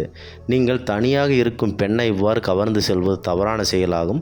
அவர் சீதாதேவியை ராமனிடமே விட்டு விடுங்கள், இல்லை என்றால் நான் உன்னை கடுமையான என் சிரங்களால் எனது அழகால் உன்னை குத்தி கிழித்து விடுவேன் என்று எச்சரிக்கிறது இந்த ஜடாயு. அதில் இருவருக்கும் போர் மூடுகிறது. கஜாயுதத்தை எடுத்து ஜடாயுவை அடிக்க தொடங்குகிறார். அவர் பறந்து கொண்டு ஜடாயு அவரை கடுமையாக தாக்குகிறது. தனது மூக்கால் அவரை அங்கங்கே கீறவும் செய்கிறது. இதனால் கடும் கோபம் உண்ட ராவணன் இருவருக்கும் கோபமாக சண்டை நடைபெறுகிறது. சீதாதேவி அலறுகிறார். ஜடாயு, நீ சென்று விடு, இவன் உன்னை கொன்று விடுவான் என்று கேட்கிறது. நீங்கள் கவலைப்பட வேண்டாம், நான் உங்களை காப்பாற்றுகிறேன் என்று ஜடாயு நீண்ட நேரமாக போர் புரிகிறது. அப்பொழுது ராவணன் அவர்கள் கஜாயுதத்தால் ஜடாயுவை தாக்குகிறார். ஜடாயு காலால் உதைத்து கஜாயுதத்தை தள்ளிவிடுகிறது. அப்பொழுது அங்கிருந்த ஒரு வாளை எடுத்து தனது இரு இறக்கைகளில் ஒரு இறக்கையை வெட்டி விடுகிறார். அங்கிருந்து கீழே விழுந்த ஜடாயு வலியில் துடித்து கொண்டிருக்கிறது. வலியில் துடித்து கொண்டும் அங்கேயே காத்திருக்கிறது. ராமனும் ஸ்ரீ லக்ஷ்மணும் வரும் வரை அங்கேயே மரணப்படுக்கையிலே படுத்து கிடக்கிறது. அப்பொழுது சீதாதேவி அவர்கள் தன் கைகளில் இருக்கும் கைவளைவைகளையும் காலில் இருக்கும் கொலுசுகளை அனைத்தையும் போகும் வழியெங்கும் மரத்தில் இட்டுவிட்டு செல்கிறார்கள். இதையே தான் நம் சுக்ரீவர் கைப்பற்றி அந்த மரத்தடியில் வைத்திருக்கிறார்கள். அப்பொழுது அங்கு வரும் ராவண லக்ஷ்மணனை பார்த்து நடந்ததை இவ்வாறு ராவணன் ஒருவன் உங்கள் மனைவியை கடத்தி செல்கிறான், நீங்கள் காப்பாற்றிக் கொள்ளுங்கள் என்று கூறிவிட்டு அங்கேயே மரணிக்கிறது அந்த ஜடாயு. இவ்வாறு ஒரு தீய செயலை ஈட்டியதால் ராவன் பிற்காலத்தில் மிகவும் தூற்றப்படுவான் என்பது தெரியாமல் இந்த செயலை இவன் செய்கிறான். ஆனால் இலங்கையில் இவன் மக்களுக்கு எந்த ஒரு தீங்கையும் செய்ய முடியவில்லை. இவர் காலத்தில் அவர்கள் உணவுகளை கூட தங்க பாத்திரங்களில் தான் செய்தார்கள். மிகவும் இலங்காபுரி மிகவும் அழகாகவும் மிக மிக அற்புதமாகவும் இருந்தது. இவன் ஆட்சி காலத்தில் மக்கள் மிகவும் சந்தோஷமாக இருந்தனர். ராவண காவியம் ராவணனை போன்று அவர்களின் அடிப்படையிலே எழுதியது. ஆதலால் ராவனை தவறாக சித்தரித்திருந்தார்கள். எப்பொழுதுமே ஒருவரின் பக்கம் இருந்து பார்க்கக்கூடாது. ராவணின் பக்கம் இருந்து பார்த்தால் ராவண ஆட்சி காலத்தில் மிகப்பெரிய நல்ல செயல்களையும் செய்திருக்கிறார். ஆதலால் ராவணன் மிகப்பெரிய நல்ல மன்னராகவும் விளங்கினார். ஒரு நாள் காட்டுப்பகுதியில் சுற்றித் திரிந்த ராவணன் அவர்கள் அப்பொழுது ரம்பாவை காண்கிறான். ரம்பா மிகவும் அழகில் மிகவும் அழகானவள். ரம்பாவை பார்த்தவுடனேயே ராவணனுக்கு காமத்தி பற்றி எரிகிறது. அவளை பெற்றி கொள்கிறான். என்னை விட்டுவிடுங்கள், நான் உங்கள் உறவுக்காரர், என்னை விட்டுவிடுங்கள் என்று ரம்பா அவர்கள் மிகவும் வருத்தப்படுகிறார்கள். அதை கண்டுகொள்ளாமல் அன்றிரவே ரம்பாவை கற்பழிக்கிறார்கள். இதனால் கடும் சாபத்திற்கு உள்ளானார்கள். எவர் ஒருவர் ராவணா, நீ எந்த ஒருவர் ஒரு பெண்ணை நீ அவர்கள் அனுமதியின்றி அவரை தொடுகிறாயோ அச்சணமே உன் தலை வெடித்து உடம்புகளும் சிதறி சாகப் பெறுவாய் என்று சாபம் அளிக்கிறார்கள். அதனாலேயே தான் சீதையை அவர்கள் அன்று தொடாமலே இருந்தார். ஒருவரின் விருப்பத்திற்கு இன்றி அவர் எந்த பெண்ணையும் தொடாமல் இருந்தது இதற்கே காரணமாகும். இவ்வாறு சீதையை ராவணன் கடத்தினான். அப்பொழுது இதை கண்ட அனுமன் அவர்கள், கவலைப்படாதீர்கள் ராமனா, நான் அங்கு சென்று சீதையை கடத்தி சென்றதை சீதையை அழைத்து வருவேன், அங்கு என்ன நிலவரம் என்று கூறுவேன் என்று அங்கு செல்கிறார் அனுமன். பல கடல் கடந்தும் பல மலைகள் கடந்தும் செல்கிறார். போகும் வழியில் அங்கு இருக்கும் அசோகவனத்தில் இருக்கும் பழங்களை அனுமன் காண்கிறார். அங்கு நிறைய பழங்கள் இருந்தன. அதை கண்டு மிகவும் பசியில் இருந்த அனுமன் அந்த பழங்களை சாப்பிடுகிறார். மற்றும் கீழே அந்த மரங்களை ஆட்டவும் செய்ய. அப்பொழுது அந்த மரங்கள் முறிந்து விழுந்தன. அங்கு இருந்த காவலர்கள் அனுமனை தாக்க வந்தனர். தாக்கும்போது அனுமன் அந்த படை வீரர்களை அனைவரையும் துவம்சம் செய்கிறார். அப்பொழுது துரியோதனன் மகனையும் ஒருவரை கொல்லுகிறார். அப்பொழுது அங்கிருந்து சிறைபிடிக்கப்படுகிறார் அனுமன். ராவணனால் சிறைபிடிக்கப்பட்டு தன் அரசவைக்கு அழைத்து வரப்படுகிறார். அப்பொழுது ராவணனை கட்டி கொண்டு வருகிறார்கள். அப்பொழுது நீ யார் என்று கேட்கிறார்கள். அப்பொழுது அனுமன் அவர்கள் அறிவு கூர்மையால் பேசுவதை கண்ட அங்கிருந்த அமைச்சர் ஒருவர், இவர் சாதாரண வாரணாலம் போர் தெரியவில்லை, இவர் யமன் அனுப்பியிருக்கக்கூடும், அல்லது இந்திரதேவன் அனுப்பியிருக்கக்கூடும், அல்லது பகவான் கிருஷ்ணர் அனுப்பியிருக்கக்கூடும், இவர் யார் என்று தெரியாமல் இவளை கொல்ல வேண்டாம் என்று கூறுகிறார்கள் அமைச்சர். அப்பொழுது அனுமன் அவர்கள், நீங்கள் யாரும் பயப்பட வேண்டாம், நான் வாயு தேவனின் மகன், நான் சீதாதேவி அழைத்து செல்வதற்காக இங்கு வந்துள்ளேன் என்று கூற, சீதாதேவி எனக்கானவள், இவரை நீங்கள் அழைத்து செல்ல முடியாது, ஆகையால் நீ இவரை மடிக்கத்தான் வேண்டும் என்று நிற்க வைத்தே பேசி கொண்டிருக்கிறார் ராவணன். அப்பொழுது அந்த சங்கிலியை கட்டி வைத்திருந்த சங்கிலியை உடைத்து விட்டு வாளை ஒரு ஸ்தானமாக மாக்கி ராவணனுக்கு நேருக்கு நேராக உயரத்திற்கு உயரமாக அமர்கிறார் அனுமன் அவர்கள். சீதாதேவியை ராமனிடம் ஒப்படைத்துவிட்டு அவர் காலில் விழுந்து மன்னிப்பு கோருமாறு, உங்கள் உயிர் தப்பிக்கும் என்று கூறுகையிலே மேகநாதன், கும்பகர்ணன் போன்றோர், இவர் சிறிய மனிதர் கூட்டம் நம்மை என்ன செய்ய போகிறது, இந்த வானர குரங்கு செய்கிறது, இதன் வாளில் தீ வைக்க வேண்டும் என்று கூறுகையிலே குரங்கிற்கு அதாவது அனுமனிற்கு வாளில் தீ மூட்டுகிறார்கள். அப்பொழுது அந்த வாளில் தீப்பட்டவுடன் அனுமனானவர் இலங்காபுரியையே கொளுத்திவிட்டு அங்கிருந்து செல்கிறார். சீதாதேவியிடம் பேசிவிட்டு செல்லுகிறார். அப்பொழுது ராவணேஸ்வரன் இந்த சிறிய குரங்கு ஒன்றே இவ்வளவு வேலை செய்திருக்கிறது, இந்த ராமனிடம் இருந்த இந்த சிறிய குரங்கு இவ்வளவு வேலை செய்கிறது, ஆதலால் அவரிடம் எவ்வளவு பெரிய சக்தி இருக்கும் என்று சற்றே ராவணன் அவர்கள் தயக்கமாக அமர்கிறார். அப்பொழுது கும்பகர்ணரும் மேகநாதனும் நாங்கள் அனைத்து சகல வசதியும் பெற்ற சகல வரங்களையும் பெற்றுள்ளோம், அதனால் நீங்கள் பயப்பட தேவையில்லை, போருக்கு தயாராகுங்கள் என்று கூறியது இந்த போர் ஏற்படுவதற்கான மிக முக்கிய காரணமாக கூறப்படுகிறது. இலங்காபுரி என்றும் அழியாமல் இருக்க சிவபெருமானை நோக்கி கடும் தவம் இருக்கிறார் ராவணன். தவத்தில் மகிழ்ந்த சிவபெருமானும் தனது ஆத்மலிங்கத்தை ராவண பெருமானுக்கு தந்தார். அதை இலங்கை செல்லும் வரை நீ எங்கேயும் வைக்கக்கூடாது, குறிப்பாக கீழே வைக்கக்கூடாது என்றார். அதனால் தேவர்கள் பெரும் சூழ்ச்சியினால் ராவணன் அதை இலங்கைக்கு கொண்டு செல்ல முடியவில்லை. ஆரியண்ய மன்னரை ராவணன் வதம் செய்தார். அந்த மன்னர் இருக்கும்போது உனக்கு தசரதன் அவருடைய மகனாக இறப்பு என்று கூறினார். அப்படியே ராமபிரானால் அவர் வதம் செய்யப்பட்டார். வானரகுல தலைவனான வாலியை ராவணன் கொல்ல முயற்சித்தார்.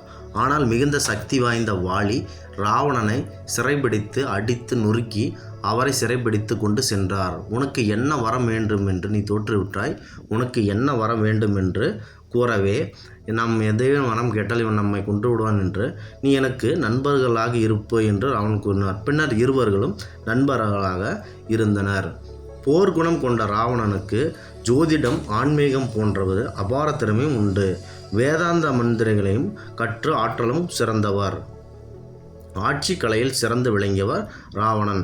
ராமன் அவரை வதம் செய்தபோது ராவணன் இறக்கும் தருவாயில் தன் தம்பியை அனுப்பி அவரது கடைசியில் கூறும் அறிவுரைகளை கேட்டு வருமாறு அனுப்பினார் ராமன். ராவணன் தம்பி விபீஷ்ணன் ராமரின் தீவிர பக்தன் ஆனார்.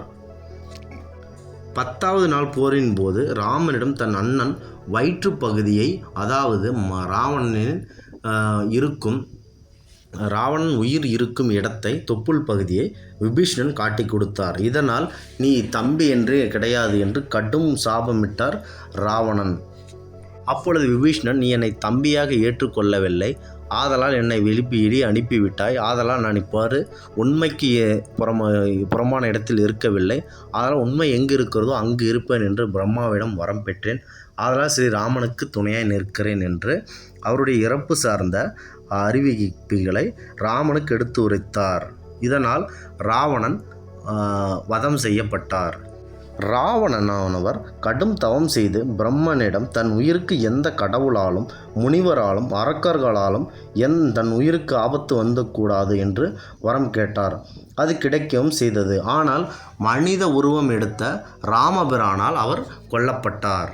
இந்த ராமாயணத்தில் ராவணனை பற்றியும் ராமனை பற்றியும் யுத்தகாண்டத்தில் கூறுவது என்னவென்றால், ராவன் கடத்தி சென்ற சீதையை அங்கு அசோகவனத்தில் வைக்கிறார். அசோகவனத்தில் அனுமன் அவர்கள் அங்கு போய் சீதையிடம் பேசிவிட்டு அங்கு இலங்கையை தீமூட்டி விட்டு அங்கு இருந்த மரங்களை எல்லாம் பழங்கள் உண்டு அங்கிருந்த வீரர்களை அழித்துவிட்டு ராமனிடம் சென்று இவ்வாறு சீதையிடம் பேசினேன் என்று கூறுதல் மற்றும் நிலன் மற்றும் நலன் தலைமையில் வானர வீரர்கள் தனுஷ்கோடி முதல் இலங்கை வரை கடலில் ஒரு மிகப்பெரிய பாலம் அமைத்தனர். அதுவே ராமர் பாலம் என்று இன்றும் கூறப்படுகிறது.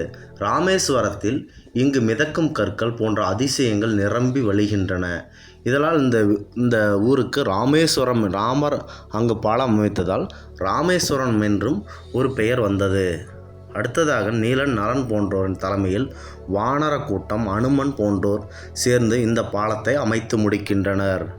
இந்த ராவணன் செய்யும் தவறுகளால் விபீஷ்ணன் ராமரிடம் அடைக்கலம் அடைந்தார் மற்றும் சீதையை விட்டுவிடுமாறும் சீதையை விட்டுவிடுமாறும் இவர் விபீஷ்ணன் எந்த அளவு எடுத்துரைத்தும் ராவணன் அங்கு இதையும் ஏற்றுக்கொள்ளவில்லை.